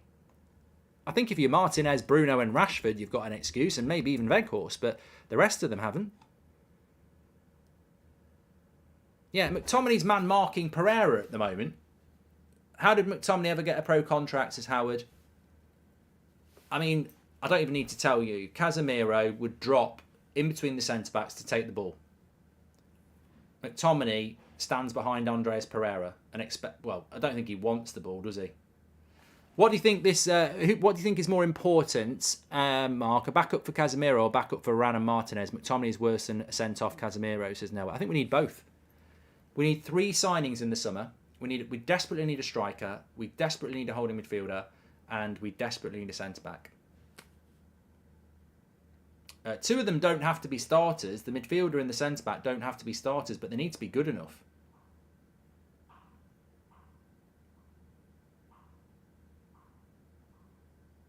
Here we go. Come on. Weghorst into Bruno. What we got options-wise? Interesting ball. Well done. Good defend. Now, corner. Come on. This is where we can score. We got Maguire. We got McTominay. A set piece. We've got to put a good cross in here. Mark, you are really funny, but my dog's just died, says Ashton. Rest in peace, your dog. I have sympathy for Scotty. I loved playing hide and seek growing up, so I can relate, says Kevin. And McTominay is so scared to get on the ball. Well, this is where McTominay and Maguire can actually have an impact because it's a corner and they are good in the air. So let's get a good delivery in. Set piece FC. Bruno's got it. It's in and around there. Oh, it looked like a good cross. Sorry, I meant the first team. The B team is not first team quality at all. Our B team is McFred. Man City's B team is the Avengers. We need more players that has a better IQ, says Lee. Well, Rome wasn't built in a day, and Ten Hag was never going to build the B team.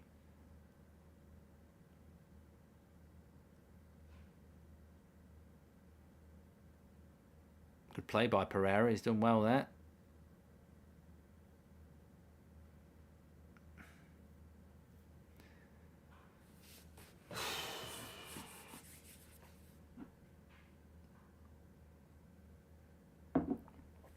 Ten Hag's doing all he can, says Chris.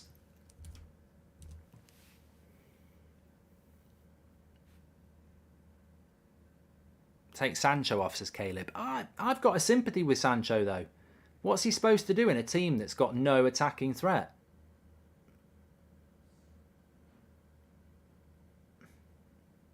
Free kick to Man United. In our own half. Fred's on the bench, Jacob. I suspect that Fred has an illness.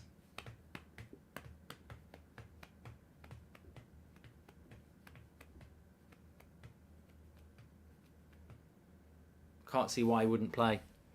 We have too many tall, useless players on this team. Come on, Qatar, says Brian. Well, the corner caused some problems. I think, that's going to be the best chance we're going to get. I did say 1-0 to United.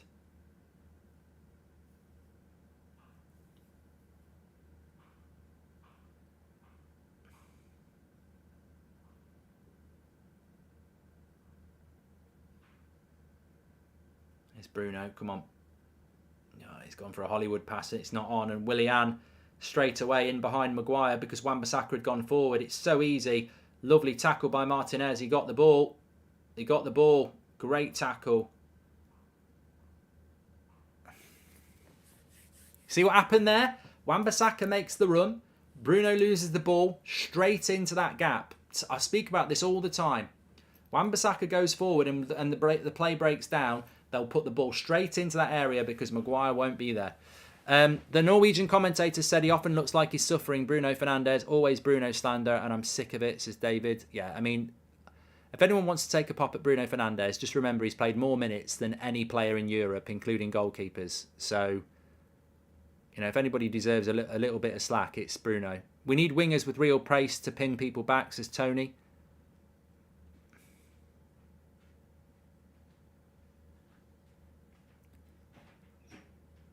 I need a stretch here. I've never thought I'd beg for Fred, but I am, says Uhtred. Sabitzer, straight at the keeper. Leno. The Bold Wizards got a plan for second half, says Max. I don't care how we win. I really don't care as long as we win. I think we'll need a clean sheet to win. One goal will do it. I said 1-0. I'm going to stick by it. Might be a moment. Might not be pretty. Surely Ten Hag has told McTominay to get the ball off the back four. Does he just not want to listen, or is he incapable of doing it? Says I think he's scared of doing it, to be honest, Anthony. I think he's scared of doing it because I don't think it's intelligence. I just think he's scared of doing it. Lovely reverse pass here. Sancho, he's got to look for a pass. What's he going to do? Give the ball, give the ball, give the ball. Sabitzer. So close to a cutback for Rashford. I need to pen him in here. Bruno. Keeper's got it.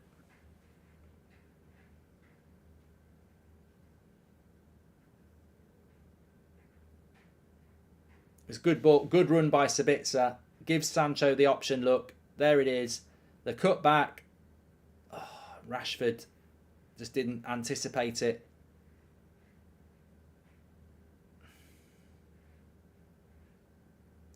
Bring Nani on, Mark, says CW.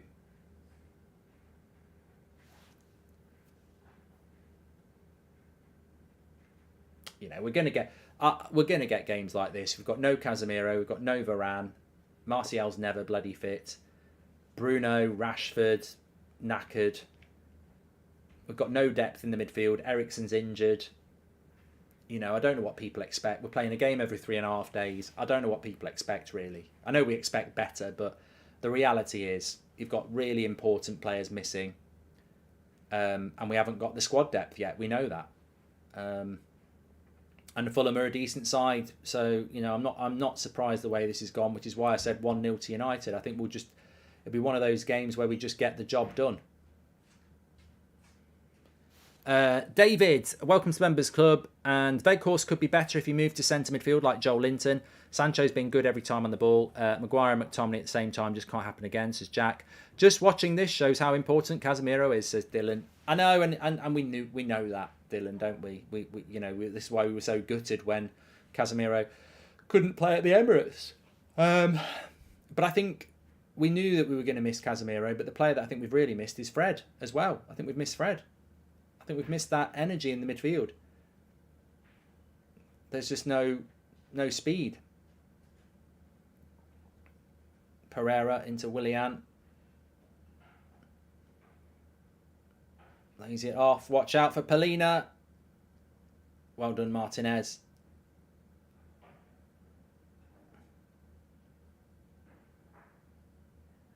Fulham on the attack here. We're nearly at half time.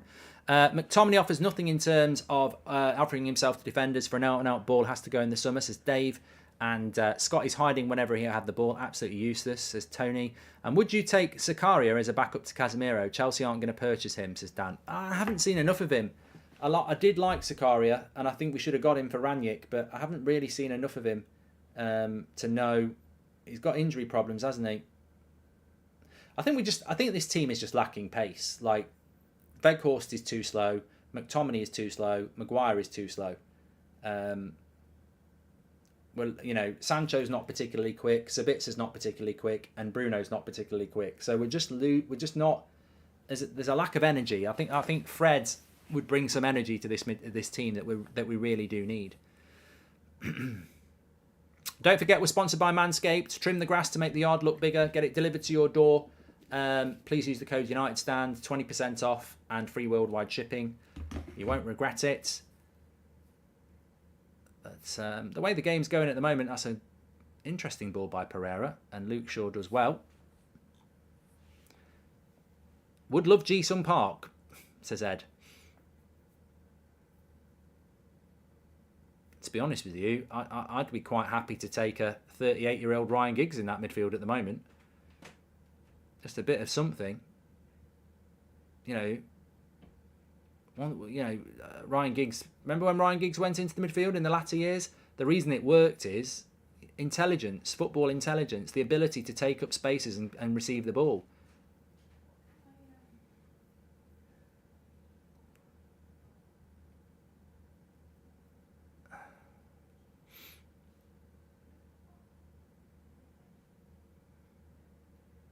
Lovely play there. Just too easy to skip away. Right, they're gonna work something onto the back post if we're not careful.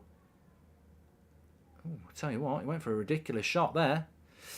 Well, it looks like we're going to make it to half time at 0-0, which, in fairness, I mean, De Gea's not had a lot to do, but it's not been good from Manchester United.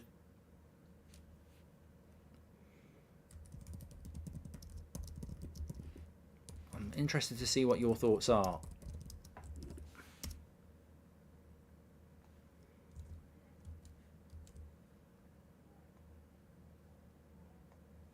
Osimhen would be a better signing than Kane, says Yash. Thanks, man.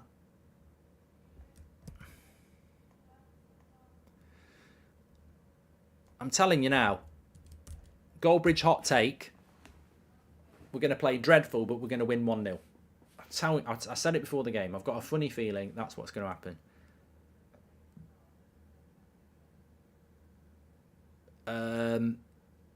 A lot of people talking about Casemiro. Not a lot of people talking about Varane. I'm telling you now, get Fred on, it will make a difference. And I'm telling you now, if we had Eriksen, it would make a difference. It simply is. Fulham look fantastic because they've got a system and they're playing lovely football out from the back. Here's Weghorst, Sancho, Weghorst, McTominay, bog off. Just hit it first time. Why don't you hit it first time? It's in your path, you prat. This is lovely by Weghorst. Watch this. Martinez, lovely ball. Into Weghorst, back to McTominay. Why does he take a touch? Sancho plays it first time. Martinez plays it first time. Weghorst plays it first time. McTominay takes a bloody touch. Sabitzer has the intelligence, but he gets no ball, says Felix. That was really good from Man United. Really good from Man United, that was. Anyway, corner. Whip it in. Whip it in. We've got men in the box. Oh, we've wasted that opportunity. This is what happens when you're forced to shop in the bargain bin in January. We can't keep it up, says Sean Brown.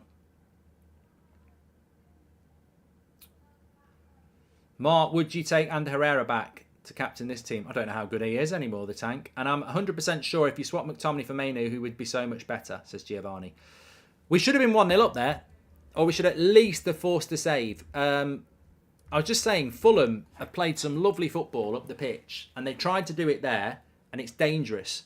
Martinez pounces on it. Brilliant first time pass into Weghorst. First time pass to Sancho. First time pass to McTominay. Hit it first time. Takes a bloody touch. Could we try Bruno at 6, says Patrick? We could do, but we probably won't. So, half-time here, Manchester United 0-0 with Fulham. I think there'll be a lot of people unhappy with that. But ultimately, I do think you just got to take the positives of the fact that, De Gea's not really had anything to do. It's been disappointing from a Manchester United point of view. But I feel that there's a lot more that we can do in the second half, and hope we can't play much worse on the ball. We've got to get better on the ball. I get he's probably tired, but does Bruno have to blast it every time he gets the ball? Says not important. And where the hell is Martial? Says Mike B. Not fit. Yeah, it's been an interesting half of football from Manchester United. If we have a look at the stats, I think they'll be quite deceptive, to be honest. I don't think it's going to tell us the story of the game I would like it to, in the sense that, well, actually it does. I was going to say I wouldn't be surprised if we had a little bit more possession because we've been passing it around the back. That's pretty shocking, really. 47% possession. So Fulham have had more possession than United at Old Trafford, and most of our possession has been passing it around the back four. So that's deceptive. Really, it's probably 60-40 to Fulham in relation to useful possession, because a lot of our possession, as I say, has been passing it around the back four, which is why our pass accuracy is quite good, because it's just simple passes. But more tellingly, they've had more corners than us, and I mean, we've had 3 shots on target, but I can't remember them. It's going to be a smash and grab job if we do it, because that is pretty poor from Manchester United first half. But it's, you know what, Ricky McTominay, if I speak, says Jims, yeah, I can't wait for these Dublin shows because Ricky's there, so I'm going to definitely, someone's going to clip them. Hope you give Sancho both barrels the same as you did with Rashford last season. A dud of a player. We got cons, says Sean. Interesting. We will talk about that. The British bias from these commentators sometimes against us is unreal. Been taking digs at Martinez the whole half, but nothing against Maguire, says Nick. Mate, just call them out. They're idiots. And they're cowards as well. Call them out. Call them out, because they won't say anything back. Call them out. I call them out all the time. See them through it. The British bias is bloody ridiculous. Martinez has probably been our man of the match. I know he got goal side, but I think it was a foul anyway. Apart from that, I think he's been the only player looking to press high, win the ball back. He nearly set the goal up. I think Martinez has played well. And I think Maguire has been a bloody liability. I mean, that yellow card was embarrassing. Sancho hasn't been good enough all season. Players looking tired today, not running when they should be, and communication looks off, says Max. But you know what? Maguire, Sancho, Sabitzer, McTominay, these players haven't played much. They've got no excuse. My patience is wearing thin for McTominay and Sancho. We have to be ruthless about letting players go who are not up to United standards, says Sai. And I think this game is where we could go with promising Japanese lad at Porto. 23, plays box to box. He'd be a good player, says I. Thank you very much for that.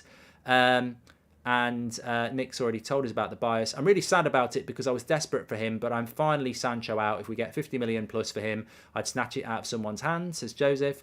Casemiro out of the team, and it feels like we're watching last season, says Tijan. Well, I think that's a great... And we'll talk about Sancho in a minute, but I just want to talk about the game in general. So, Manchester United, so far, not good enough. And I feel that the reality is that it's not a surprise. It shouldn't be a surprise. I saw a lot of people in the chat talking about, it's like under Ollie. And, you've got to remember 2 things here. A year ago, we finished with less than 60 points. We were dreadful. An absolute embarrassment to the shirt. Erik ten Hag came in and he brought 5 players in. 5 players. Five players came in, yeah? Eriksen's out. Casemiro's out. Anthony's ill. Malacia was a backup left back. So 4 of those players he brought in aren't even on the pitch today. He's got 1 player. And the rest of them are players from last year that he's having to work with. And one of those, Rafael Varane and Anthony Martial, aren't fit either. And they'd be 2 of our better players. So really, he's working with Martinez and the players from last year. He's not a bloody miracle worker.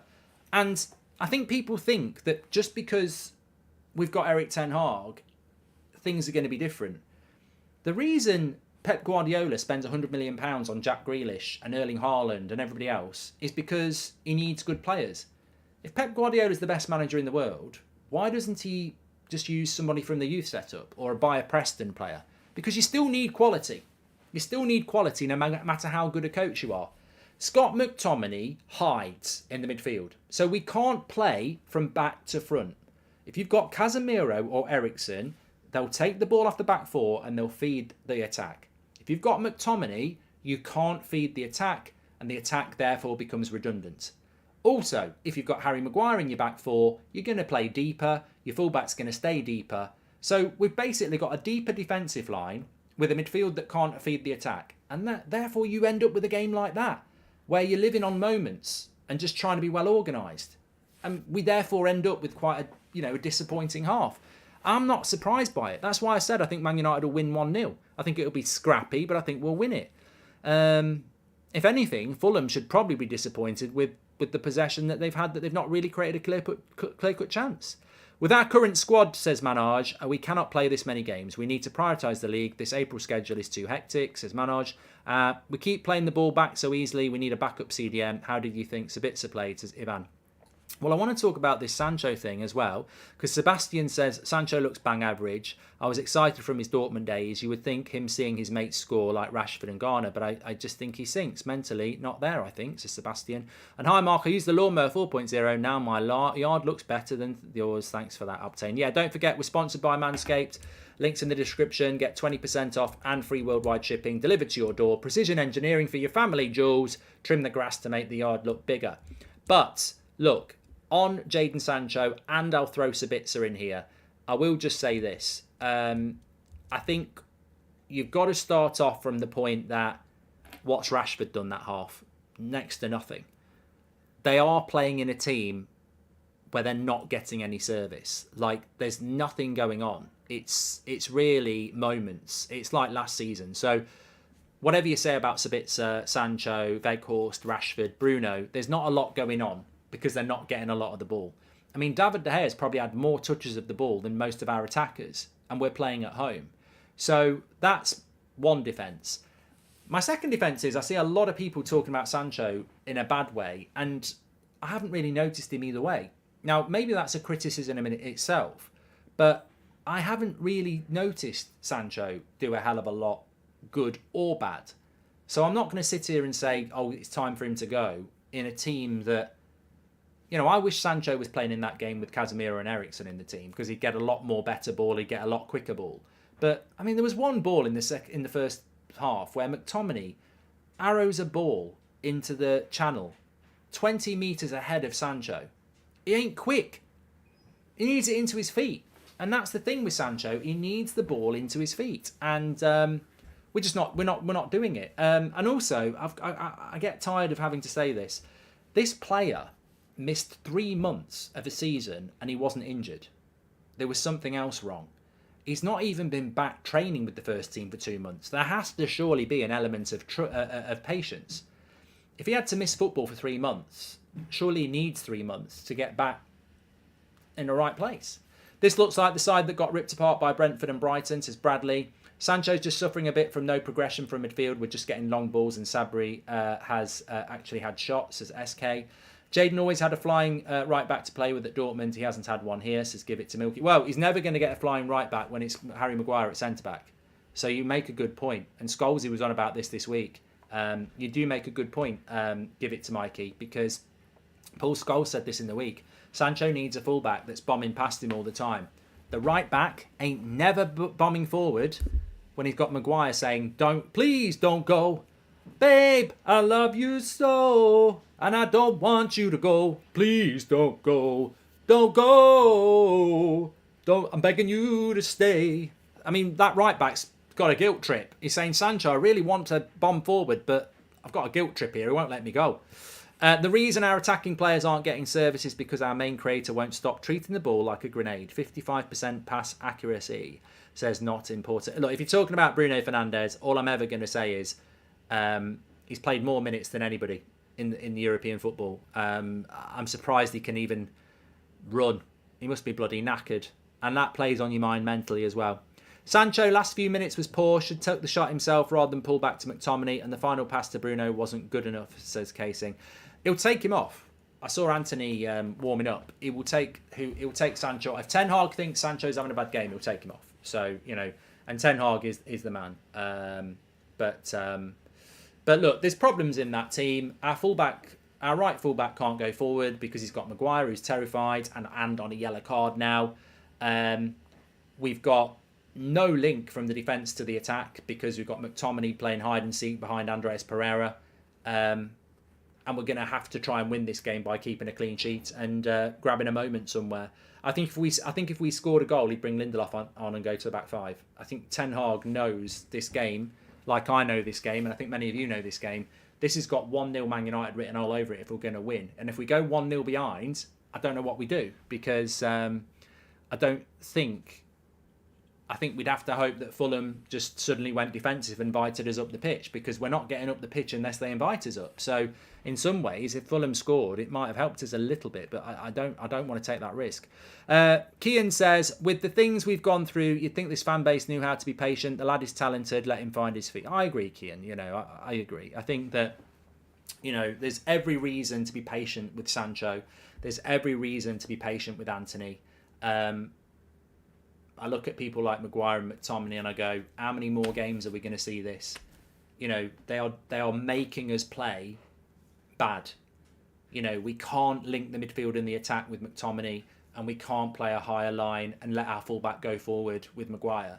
And, you know, as predicted, as per usual, one of them's got booked stupidly. I mean, Maguire's yellow card was just bloody ridiculous because, you know, Mitrovic ain't even quick, and he's wrapped him up and he's terrified and he's had to pull him down. We rely too much on Marcus as Azam.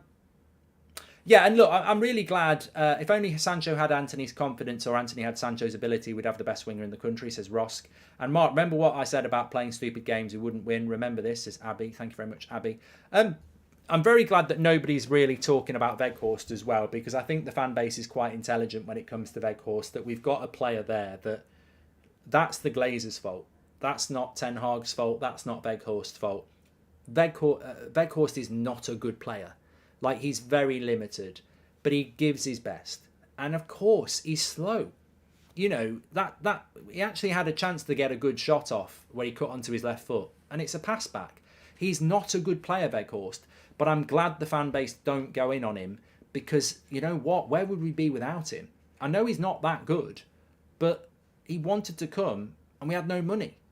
And if he hadn't have come, who would be playing up front? So, you know, I'm glad nobody goes in on Weghorst, because it's very different to some of the other players we're talking about. When Sancho shoots, he's selfish, and when he passes, he should have shot, says Glazers out. Look, I think the Sancho thing will rage on, but I think he's a player there that we, you know, it's going to be interesting for Sancho, and I think, you know, we've got to be patient with it. But I will say, where is Sancho's future in that team is going to be very interesting, because the only place I think he can take is right wing, but there will be competition. I mean, look, Palistri's on the bench, but you've got to get the ball to these players as well. My defence for any of our attackers today is you've got to get the ball to these players. Litz says, hi Mark, I'm worried about all these set pieces we're giving up. The Fulham team is very good on the set piece. I'm worried about these dumb fouls.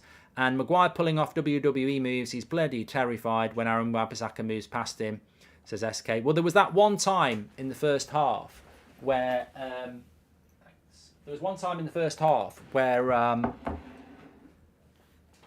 Wan-Bissaka made a run down the middle, and it was a bad pass by Bruno that Fulham cut out, and Fulham instantly whacked the ball into the gap that Wan-Bissaka had left, and Maguire was like, oh my god. So, you know, that's why Wan-Bissaka can't go forward. And I'll guarantee when Wan-Bissaka came back, Maguire would have said to him, don't go forward again. Don't go forward again. But this is what can I just say, this is what high-level football is. If you've got to compensate for a player, you're never going to be a high-level team. If the right-back can't go forward because the centre-back is scared, the centre-back isn't good enough. If the forwards aren't getting the ball because the CDM's scared to take the ball, the CDM's not good enough. You think back to Man United sides of the past. Did Nemanja Vidic say to Patrice Evra, don't go forward because I'm not that quick? No, he didn't. He said, go forward, leave me. Did Michael Carrick not feed our attackers year in, year out? No, he did it because he's a proper CDM. The minute you compensate is the minute you're not going to be a top side. Every player has to be left on their own to do their job. The CDM must dictate. The box-to-box must defend and attack. The number 10 must create. The wingers must contribute with assists and goals. The striker must score. The centre-backs must be allowed to be left on their own to defend so the full-backs can go forward. The goalkeeper must keep clean sheets. I think for most of this season, we've had players that can do their job on their own.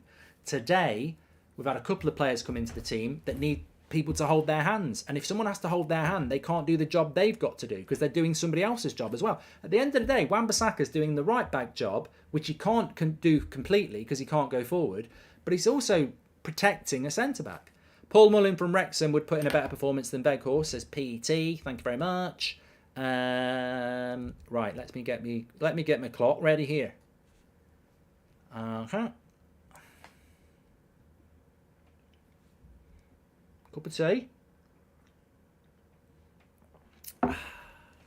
Bruno's ready to go. We don't want extra time, of course, as well. This could go extra time. No changes at half time. We're up and running. We're up and running. I'm Ronnie Pickering. It's Ronnie Pickering. Mark, I'm afraid it will go to penalties, says Azam. And Darren says, I got slated by you, Mark, when I said Sancho would flop at United, while the United stand community were all giddy over the transfer. Hate to say I told you so. Well, what do you mean you told me so? He's not a flop. I mean, you might be right, but you can't say it at the moment, right? Let me talk to you about Sancho, right? First season, Ollie spends £75 million on him, doesn't pick him. Ranić comes in and actually gets him playing quite decently, but then Ranić goes. Ten Hag, first couple of months, did okay, and then he goes off for 3 months, and then he's come back. I mean, I don't think we've actually had a good run of Sancho yet. So I don't think you can call him a flop yet. But I still believe that something can happen with Sancho.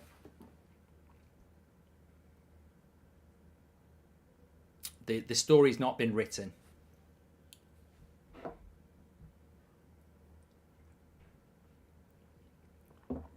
But if he got sold or whatever, then of course I probably would agree with you. But I don't think that's going to happen. But look,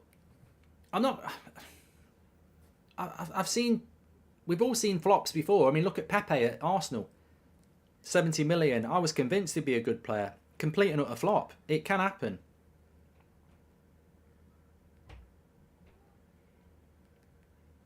I've just had a message from my mate. Every time McTominay plays, the opposition midfield runs the game. And Weghorst's brain is as quick as Haaland's, but he's as quick as Maguire. Always 2 yards behind the final ball. Yeah, I think that's a really good... He should come on the show, Jim. I think that's a really good assessment of Weghorst. I think he's got the football brain, but he hasn't got the pace. He does make the moves just about a second too late, or two. Oh, Mitrovic.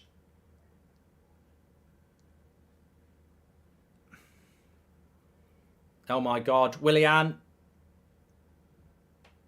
Over the bar. Oh, De Gea makes the save, corner. I mean, that all comes from crap defending from Maguire and McTominay as well. Maguire's touch is heavy. He's got to win that. Why doesn't Maguire go through him there? Why does he just stick a foot out? It's a 50-50. Bloody win it.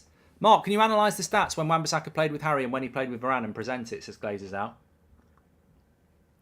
Well, that was a good save by De Gea because it could have been 1-0. If we sold Sancho tomorrow, it'd be a flop, but it isn't over yet, says Kian. I don't know why Maguire... Oh, he's on a yellow, isn't he? Look, I'll always say it when I'm wrong. I'm wrong. For me, Maguire was weak in the 50-50 there, and it led to a goal. But he is on a yellow card, so he can't. You're right. He can't go full in. He's on a yellow, exactly. Pereira with the cross. What's Maguire doing? I've just seen Maguire nearly give away 2 penalties there. Great save by De Gea. What a save. Oh, that's magnificent. What a save by De Gea that is. I didn't even see the save because I saw bloody... I saw Maguire wrestling somebody to the ground. Obviously, the referee didn't see it. Well, De Gea's kept us in it already here. That save by De Gea was magnificent. That second one, by the way, curling in. Oh, what a save! It's 0-0 at the moment. I said this at the start. I mean, hopefully it's going to go the way it is. But I did say at the start of the game, I said 1-0 to Man United. And I think De Gea's going to have to make a few saves. So at the moment, so far, I love it when De Gea makes a save. Huzzy says, Beth, get out. You know what? Beth's allowed to have a different opinion, you know. Another corner. There's the goal. There's the goal. It's been coming. Mitrovic. There's a lot of times that happens where David De Gea makes a great save and they end up scoring from the corner. Maguire needs to come off. He's going to get a second yellow anytime if he keeps doing these wrestling moves. Well, Rashford's down here. I'm wondering we might get a little bit. Look, Ten Hag's looking at the screen as well. Let's have a look. Cross comes in. I don't think Rashford's. I don't think that's going to be enough on Rashford.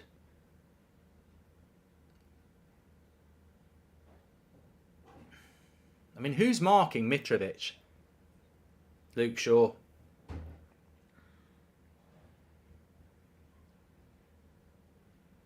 I don't think that's going to get ruled out.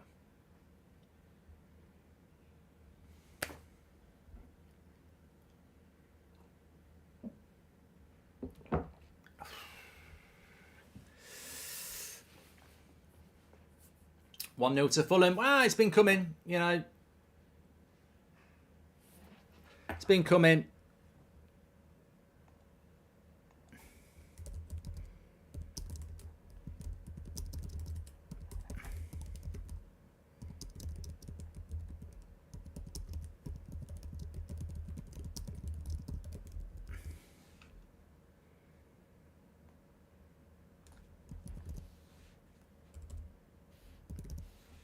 Totally deserved by Fulham so far.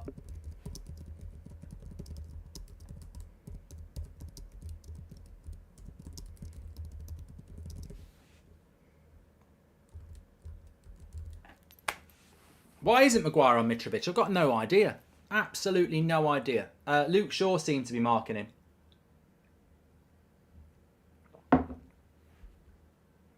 But you know what? Can I just say this as well?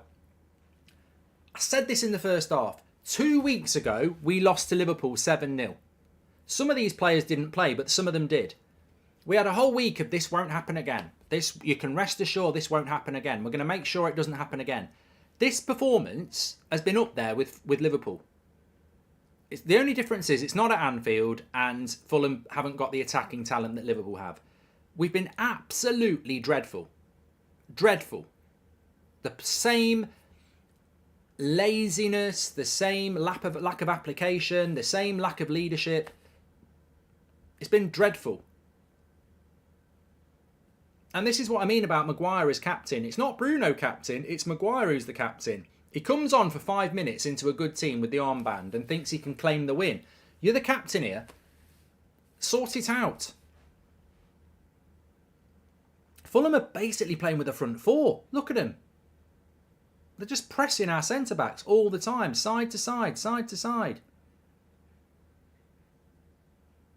I don't know what you do to change it, but Fred must be ill. Fred must be ill. I don't understand why Fred wouldn't be on the pitch.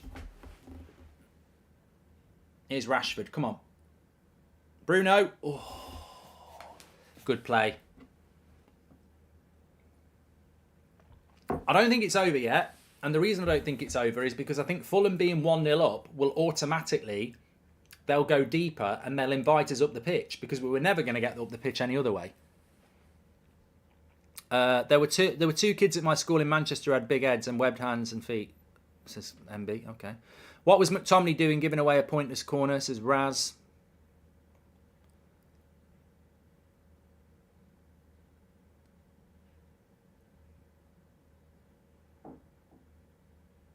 Of course, the trouble is, too many players don't want the ball, says Fred. Exactly. Right, here we go. We've got a bit of a break here. There's loads of players down the right-hand side. McTominay, come on.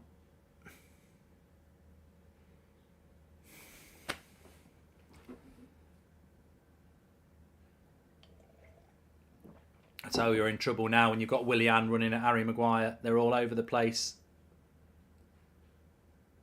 Mitrovic. Palina. What a touch by Pereira that is. Crosses. Mitrovic. Goal kick.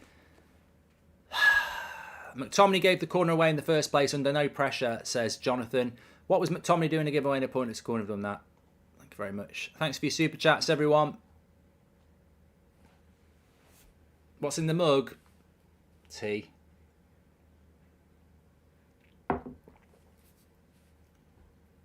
What changes would I make? Let's have a look at the subs.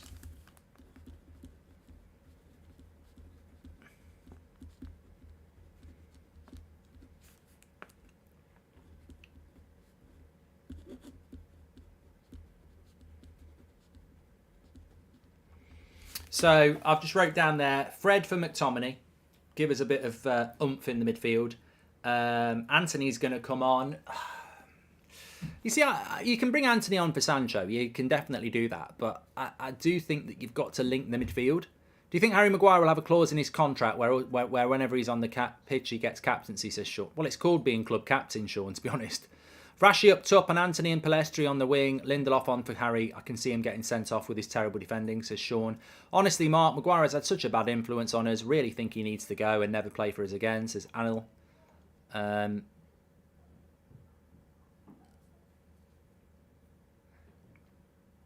Thanks, Andre Mariner, says Joshua. Well, yeah.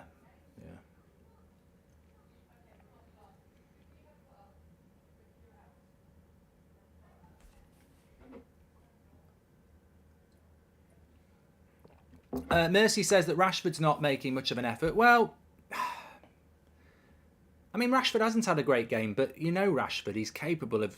Rashford's had a lot of games like this season, and then he'll find a way of grabbing a goal, hopefully. That was not a foul, ref. Can you seriously see any way back with this lineup, says Give It to Mikey. And TJ says, a more exciting news, Mark. Verstappen started 15th and currently is in second, says TJ. Well, his car's like a bloody rocket. That's why, TJ. Let's be honest. I don't think that's impressive. I just think that's his... I think he's in first place now. The car is just ridiculously quick.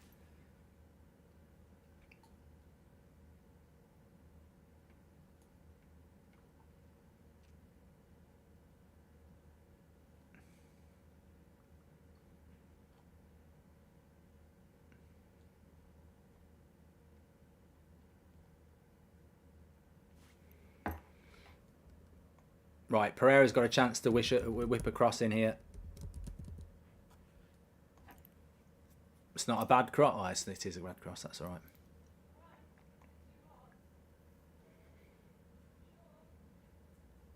Oh, no, he's not in first place at the moment. Verstappen, he's in third place. Alonso's second. Okay. Well, there you go. He's made the right sub. McTominay's coming off. Exactly the right sub. We might have a chance now for Anthony.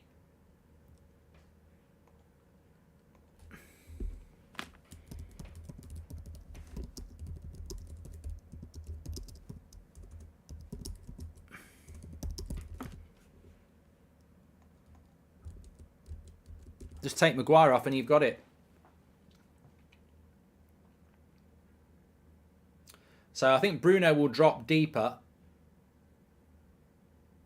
Oh, look at the thing is, look, I like Anthony, but the first thing he does is kick out in petulance. You're going to get sent. Look at that.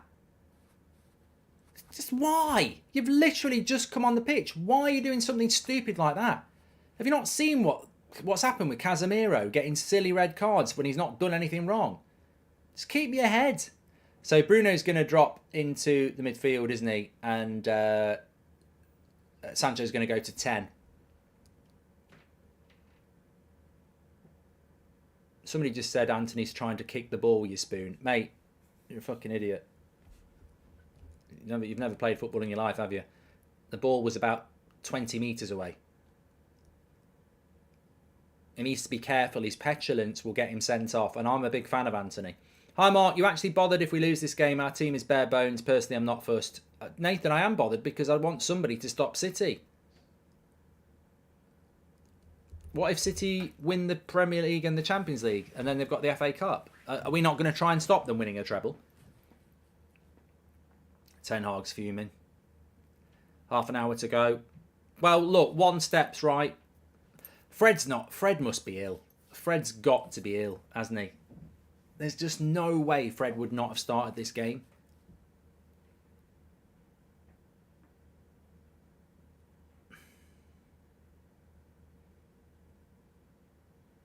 Why are people saying the Maguire family's crying?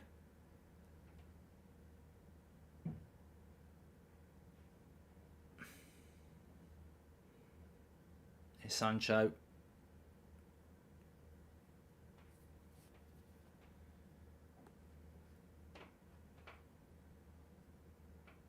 Corner to Man United.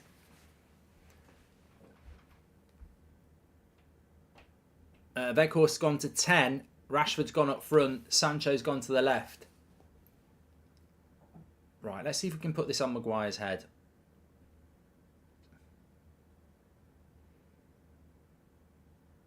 I don't like where Maguire is. Why is Maguire standing on the goalkeeper? I'm sure he used to start from the penalty box and run at it. Come out a bit. Our fans in stadium jeering Maguire, says Joshua. Come on, Mark, give Harry a break. Not always his fault, says Leo. And Leno catches it. I don't like those corners. We've got Weghorst and Maguire stood on the keeper. I like to put it around the penalty spot and run onto it. Listening to the crowd start booing Maguire every time he touches it tells us everything. I doubt that's happening, Brandon. I don't think that would happen. Maguire stopped dead in his tracks with the ball, started shouting and pointing, and the Old Trafford crowd booed, says Sean C. Come on, there's plenty of time.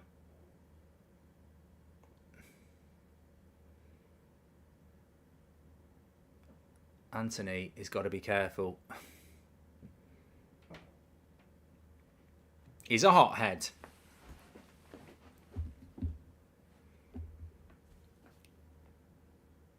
Apparently they are booing him.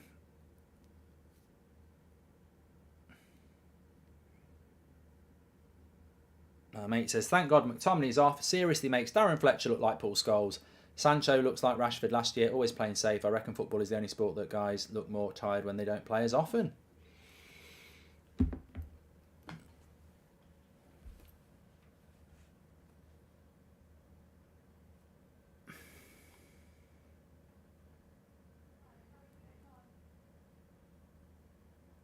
Yeah, they're probably just booing him like someone said there because he's holding on for the ball too long. Johnny, thanks for your super chat. Of course, if Manchester United were to draw this game, it would go to extra time.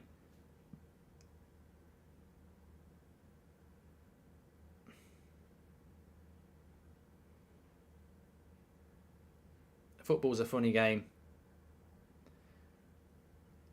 Hi Mark, is there any incentive for Maguire to up his game when his place for England is always guaranteed and never under threat, says David Taylor.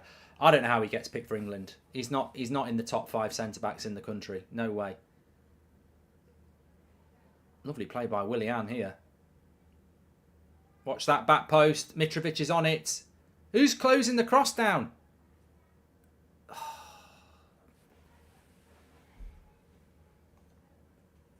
Maguire keeps slowing down the play with multiple touches before passing. It's so frustrating to watch.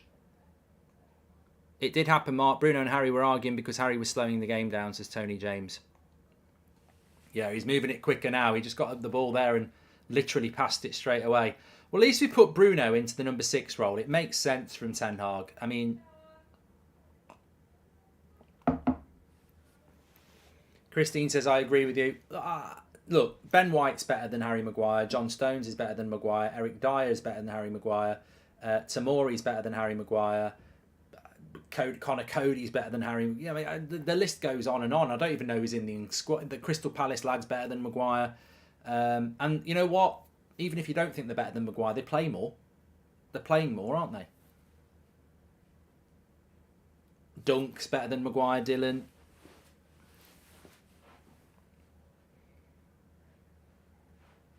I think Michael Keane's better than Maguire.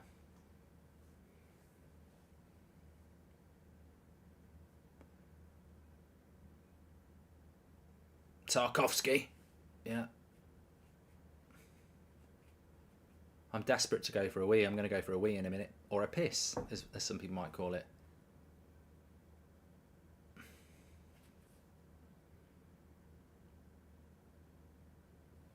Oh, he's getting mad, Harry. I can't believe you've given a foul on me. Why is he giving a foul? Because you pushed him over. Look, you just shoved him in the back. You're clumsy, Harry. It's a foul. He's small, you're big, you pushed him over. It's a foul.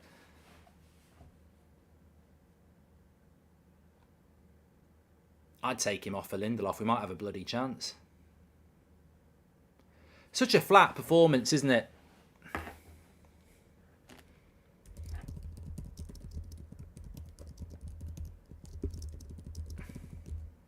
What a save by De Gea again. World class, that's going in.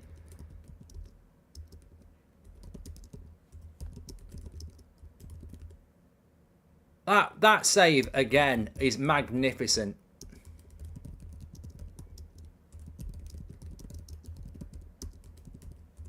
What a save. Watch this back. He's not even in the picture yet. Here he comes. Magnificent. Absolutely magnificent. He's made two. I mean, to be fair, they did score from the corner after it, but he's made two fantastic saves today. It's because he's reaching back. After the POP has landed, make sure that you've clean-handed, says MB. Yeah, well, I'm just going to hope we're going to score while I'm gone. I'm going to be like 20 seconds.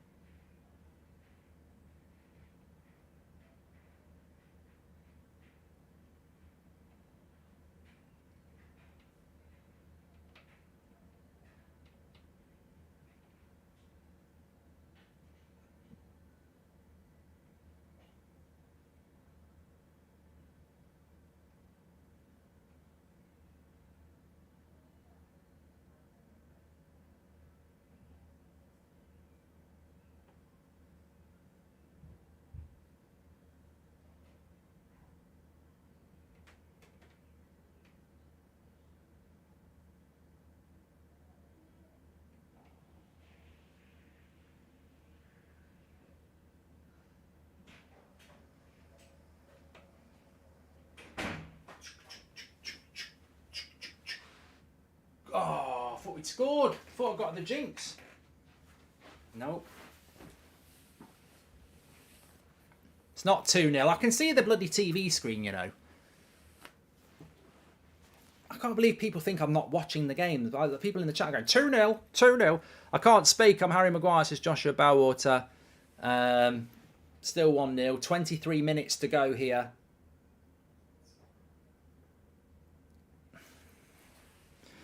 When will Eric Ten Hag realise he can't play his football with Harry in the team and realise Maguire just can't play football? Very confused I am.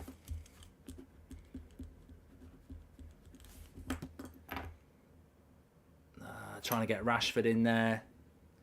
What have we got? 20 so minutes to go.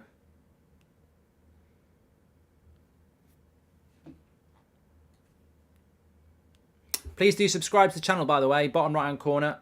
You're very welcome. We're very close to 623,000. We're only 100 away. Bottom right-hand corner to subscribe. A very good point here from my mate. He's making some good points, Jim. He says, why is Harry Maguire not marking Mitrovic on crosses? Why is Luke Shaw doing it? A great point. From a set piece, why is Harry Maguire not marking Mitrovic? Their best aerial player should be marked by our best aerial player. Why is Luke Shaw marking him? I don't know. Because he's probably done the old points. You mark him, you do my job, you do my job, and I'm just going to stand here and be the captain.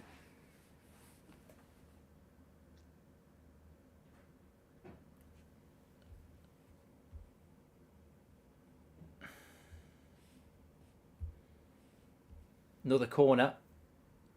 Maguire's not marking anybody on the corner and gets in the way of De Gea. Well done by Veghorst. So Maguire keeps himself as the spare man, basically. I was just watching there. What does he do on the corners? He's the free man. Here's Anthony. It's a 2v1. Into Sancho. He's got to take it. He goes round the keeper. It's an open... Oh! Well, he wants a handball. He wants a handball. Willian's saying it did hit his arm, but it's surely a penalty.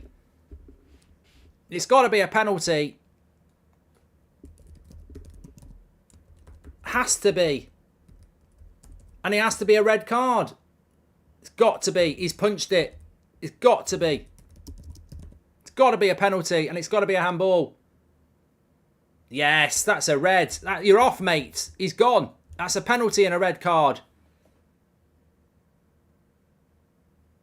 Got to be a handball. Got to be a penalty. Got to be a red card as well. Yeah, 10 hogs there like that.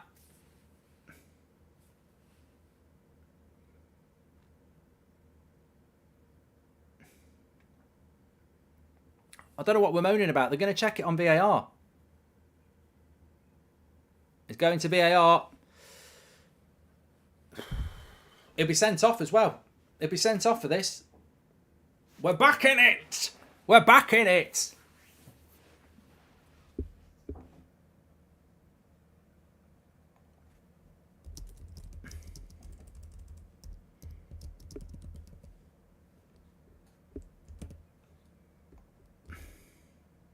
Yep, that's a stone wall and a red. Or is it in his... Ah.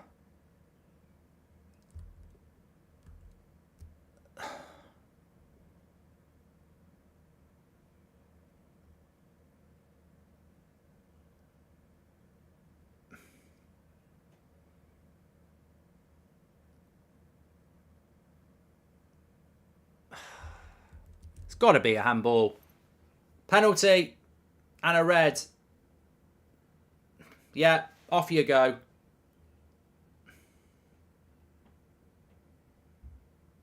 Mitrovic is fuming. Mitrovic is fuming.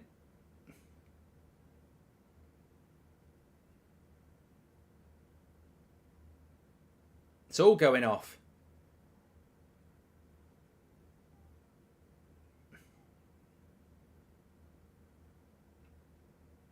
It's all kicking off here.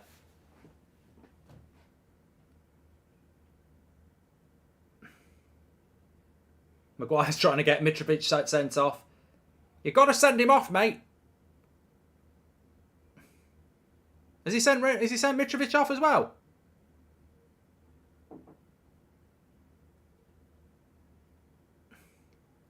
I don't know what's going on here.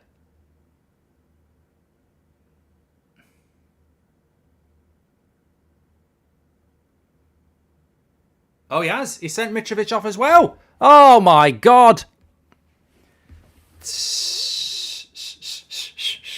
We're so lucky. We are so lucky. I love this game. We're so lucky.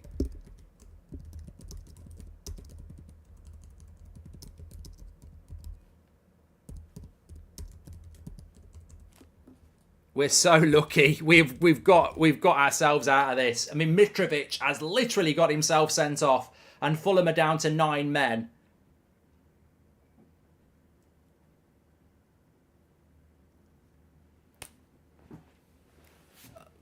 Look, I don't know what to say. I can't speak. I can't speak. Mitrovic has got to go. You can't put your hand on the referee. I mean, we all wish, trust me, last week you'd love to do it. Andre Mariner, you'd love to do it, but you can't do it. You've got to respect your referees. You can't touch the referee. They're down to 9 men.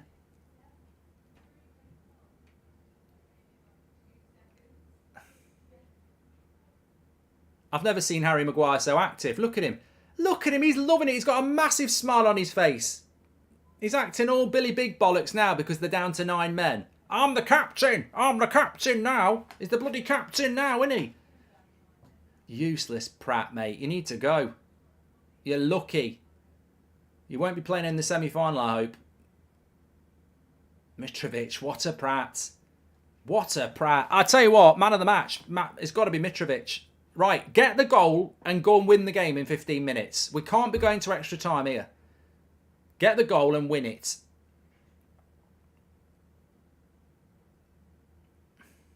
Maguire's come to life.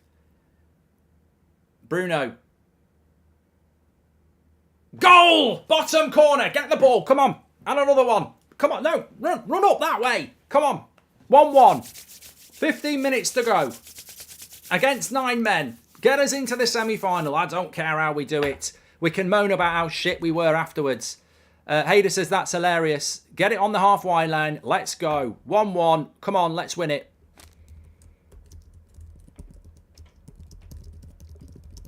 Come on, get another attacker on. You've got to chuck Palistri on. Take a centre-back off, put a striker, get an attacker on. Got to go for this in 90. Come on, Eric, what's the plan? We don't need a back four. They're down to 9 men. I think he's got that right. It looks a little bit like the knee, but it's not. He definitely punches it. There's no way that's not a handball. Absolutely spot on. Take a centre-back off. Go with... They don't need a back four anymore. They've got 9 men. Eden says he's scared of Bruno's penalty technique. No need. Head's gone. Fulham, says Daz. Maguire will love this now. It's like playing for England against Luxembourg. I can see a moment like that coming in. Mark and Marco Silva shown red as well. Okay, Hunter, fine. Fulham have lost their heads. At the end of the day, you'd be angry if you're a Fulham fan. Luke Shaw. Sabitzer! Get in! Woo! Get in! 2-1! 2-1! Straight away! Come on! We're going to Wembley. Manchester United 2, Fulham 1. Come on then! Luke Shaw, Sabitzer. Go home, Fulham. Go home. It's over. It's over. Get in! Get in! Get in! There's Sir Alex having a smile. Sabitzer with the goal. Get in. Couldn't have a better goal scorer as well. Oh, I love that. Down to 9 men. Fulham. They're all over the place. Bruno, Sancho gets the overlap. It's exactly what we're talking about. He needs an overlap. Sancho with... Oh, lovely finish by Sabitzer as well. The flick of death for Fulham. Cross comes in. Little flick with the right foot. Ooh. Boom shakalak. Lovely little flick. Sabitzer! Oh, God, energy. No, Luke Shaw's not offside. Come on. We have been lucky. We have been lucky, but you know what? We were really unlucky last week, so swivel on that. It's come to life. We've come to life. There's no offside there. Shut up. Shut up. Shut up, shut up. This is one of the craziest finishes to a match I've ever seen, says Stephen. And to be fair with Maguire on the pitch, technically it's only 10 against 10 now, says 40 months. And can't forget that Sancho created all this by taking that chance well, says Ben. Yeah, I mean, people are writing Sancho off too soon. And he created that. Super chat here from That's Our Jack Sparrow. Love those flick goals, says Kyle. Thank you very much, Kyle.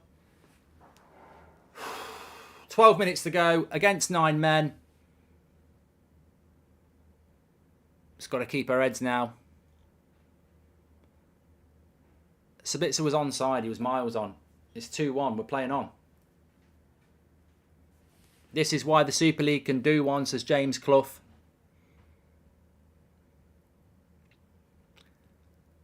They're down to 9 men, Fulham. Look. Look on my left. Willian and... I'll show you again. This is where the stats carousel comes into its own.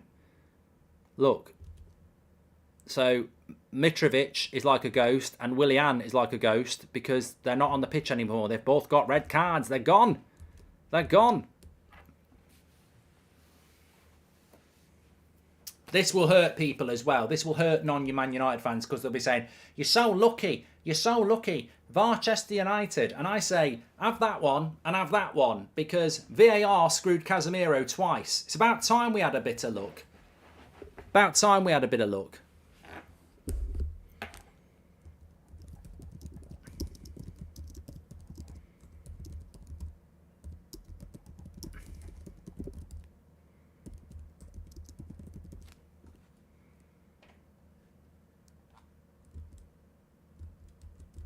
Might just be me, but Sir Alex has been so driven so much of his life. I love seeing him smile and simply getting to just enjoy football, says Butterpants. What a lovely comment that is.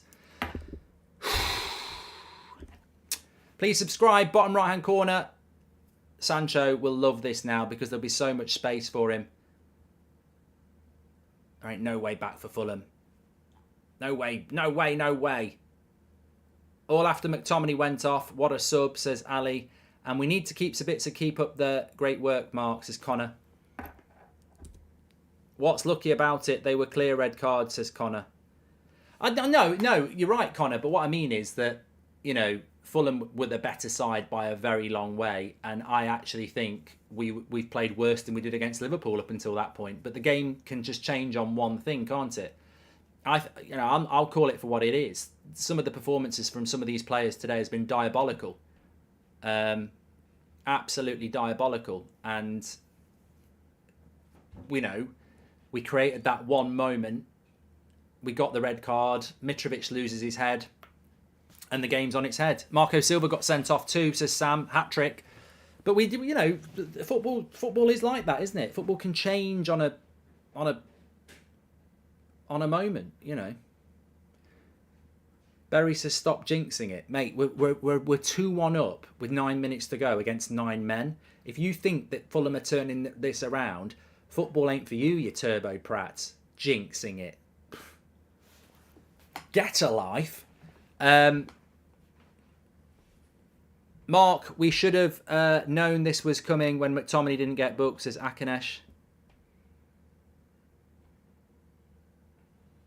Fulham lost their heads. As simple as that. Andre's right. Fulham lost their heads. From 1-0 up, they should have won this game. They were the better team. They were the better side. They should have won it. And there's Marco Silva in the tunnel.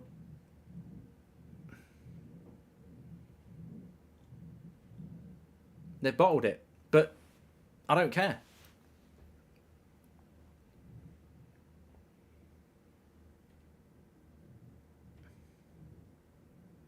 Into the FA Cup semi-final against Brighton.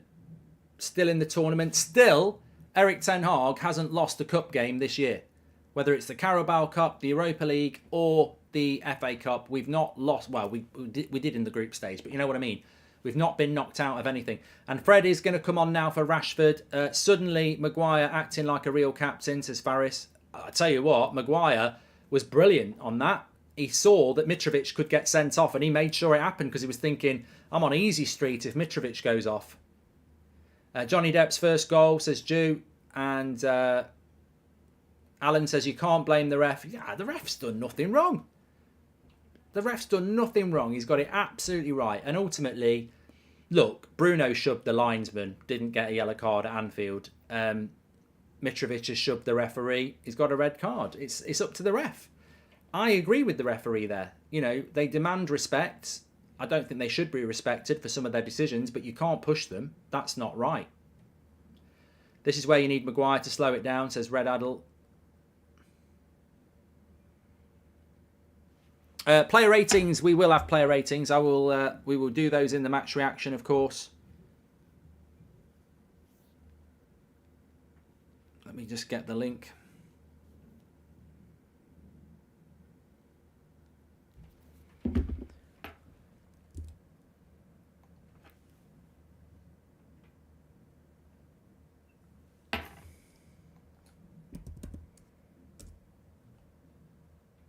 It's a funny old game, football, isn't it? You know, you're on the end of such a massive injustice last week for Casemiro, and we dropped points against Southampton.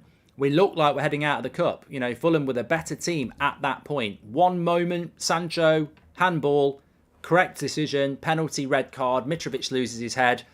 You're 2-1 up in no time, playing against 9 men. You know.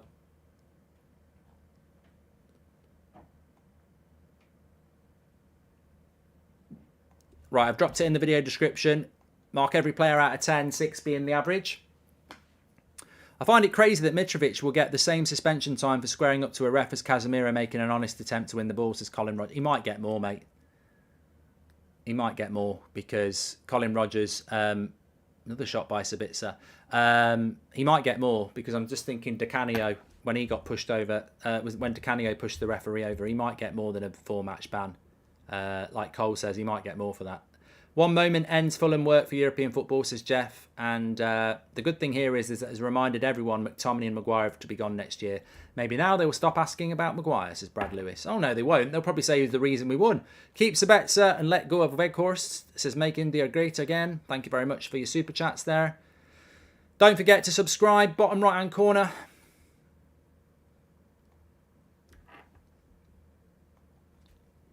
I tell you what, there was a time, probably 15, 20 minutes ago, where I was thinking, we're going out. And I'm not happy. And now, we're going to go through to the semi-final at Wembley, where we'll have a lot of players back, and we won't have to pick some of the shit we did today.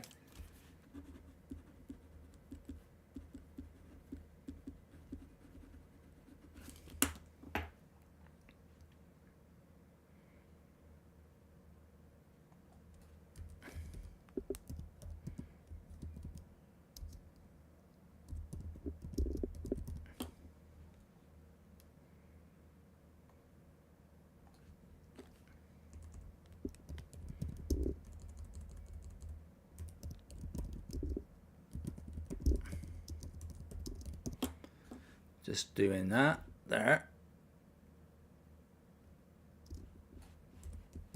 I think for me the thing that's changed this game is was taking McTominay off. It's just allowed us to be more creative.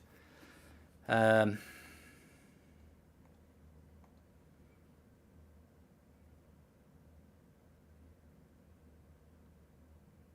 know, Bruno and Sabitzer have made a big difference in that midfield. They've allowed us to get hold of it. I mean, naturally, I think when you're 1-0 up like Fulham, I did say that we couldn't get up the pitch. And as the minute Fulham go up 1-0 up, they'll start to play more defensive and invite us up the pitch.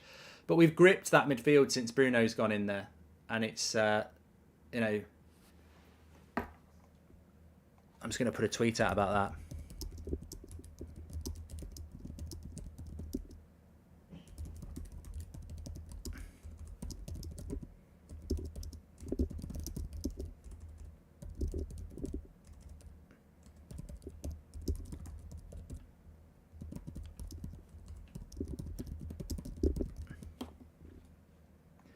I've changed the game. My name's Bruno Fernandes, and I've changed the game. Anthony! Anthony! Oh, Anthony! He nearly did it, but he didn't.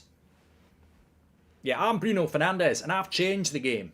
I've come on and played at CDM, and it's not even my position. And I've changed the game. And he has.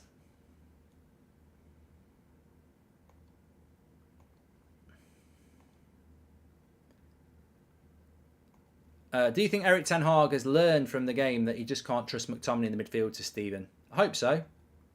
Doesn't feel good to win like this, says Need. Oh, come on. Put a smile on your face, Need. I don't care how we win. Nobody can say we don't deserve to win. You can say that Fulham were the better side until they lost their heads. It's not our fault that Mitrovic pushed the referee. It's not our fault that Willian cheated. Their rules are there. He handballed it, red card. He pushed the referee, red card. What, you know, it's not our fault.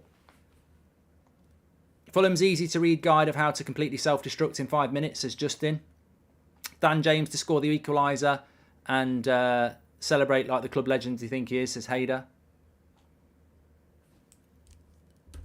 Neil says you don't deserve to win. I said it. Well, we do deserve to win. Drink it up. Drink it up. There'll be. I'll tell you what. There'll be a lot of Man City fans. Well, there's not. That's a double. That's not true. There's not a lot of Man City fans, but there'll be a lot of City people out there who are gutted that we're through. Liverpool fans. They'll all be gutted because we were heading out. Admittedly, we were heading out, and Fulham basically gave us a get out of jail card. But we'll take it. We'll take it and we'll party. And the great thing is, in the next round, we'll have Casemiro back, we'll have Eriksen back, we'll have Varane back, and that'll make us a way better side. We won't be playing Maguire and McTominay in the semi-final. Don't you worry about that. We won't be playing them against, for the rest of the season, hopefully. Paulinho has had a good game. I like Paulinho. I would like Paulinho to come in at Man United, Seb. I think he'd be a really good option to do that Casemiro role if we need him to.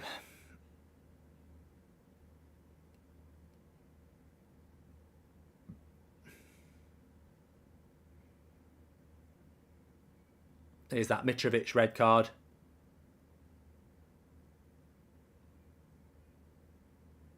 That ref shit himself.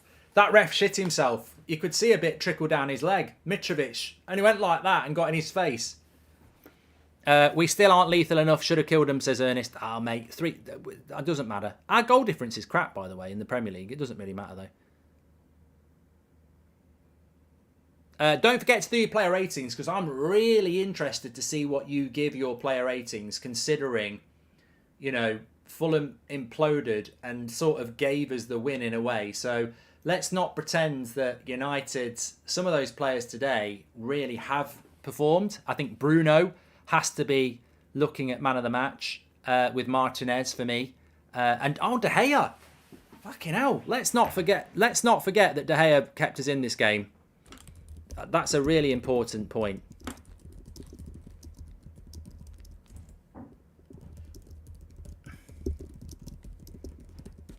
I think I'm going to give it to De Gea. That save where he clawed it out, that's 2-0. It's game over. So Maguire has played really well in the second half, says Ajit. Fuck off. Can somebody... We've got any mods who can just block him? What an idiot. Mate, he was literally being jeered by his own fans in the second half. This is not luck, Mark. This is justice, says Oscar. Yeah, I think Bruno going to CDM. Martinez have been impressed with all game. De Gea. But then there's other performances like McTominay and Maguire where I don't know what I can give him. I don't know what I can give him out of 10 because they've been a bloody liability. And I think it's impacted Wan-Bissaka's game. You know, I don't think Wan-Bissaka's had a good game because he's had to bloody babysit.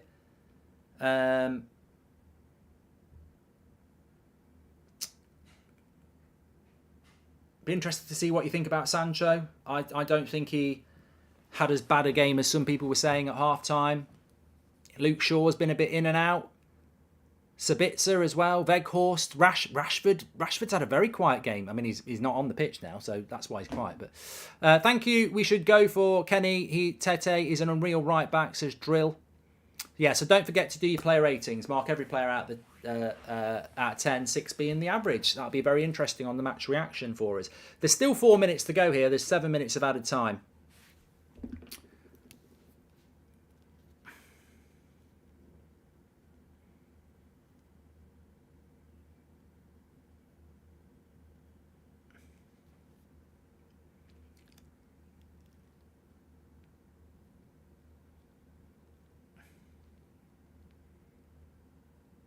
What we got?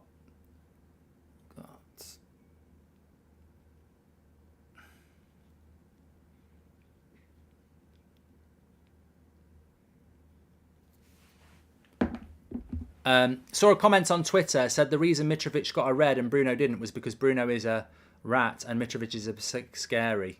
Bruno should have been sent off. You can't touch refs, says Rogine. Stop living in the past.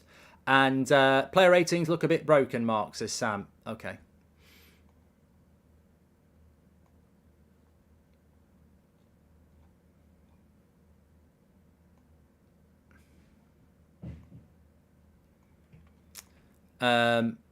Look, I'm not going to argue about the situation with the ref. Look, everybody knows that Bruno could have got in trouble for touching the linesman, but they didn't feel it was really aggressive. I think Mitrovic's is way more aggressive. But the referee, to be fair, the referee could have said about the Mitrovic thing, he could have said, oh, you know, it's heat at the moment. I mean, he gave him a little bit of a barge. I don't think you can do that, but the referee might have just gone, I'm not really that bothered, play on. Like, it's up to the individual referee, isn't it? Fulham tears are tasty. It's not Man United's fault. You can't keep calm, says Thomas Turner. Well, gone in 60 seconds, wasn't it? They were 1-0 up. They had 11 men on the pitch and a manager. 60 seconds later, they're 2-1 down. They've lost 3 players to a red. It ain't easy, bruv. It ain't easy.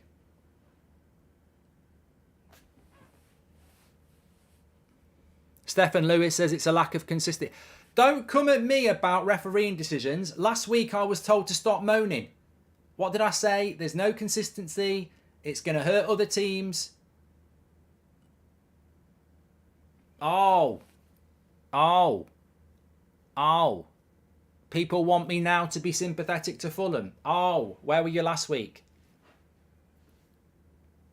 You know, refereeing is crap. There is no consistency. Welcome to the world of the Premier League. But I tell you what, we've had enough of it this year. Well, there's a lot of empty seats at Old Trafford. They know it's over. Fulham ain't equalising. Into the FA Cup semi-final, which means the Chelsea game will get rescheduled. The only reason Bruno was not sent off is because the linesman put hands on Bruno first, says the social media. I don't think the Bruno one was anywhere near as aggressive as Mitrovic as well. Mitrovic followed the push-up by getting in his face. This should be a goal for Bruno. Get in! Bruno! I think he's probably just secured man of the match.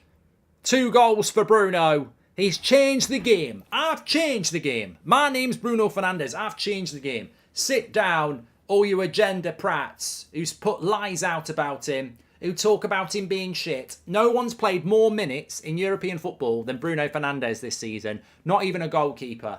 And there he is, changing the game at CDM. It's not even his position. I think he's a better CDM than Thomas Partey. I'm going to say it. He's absolutely changed the game. 3-1 to Manchester United. Fantastic performance by Bruno Fernandes. And Manchester United. Look at his face when he kicked it as well. Pure. It's a Bruno masterclass. He's changed the game. I'm going to change that.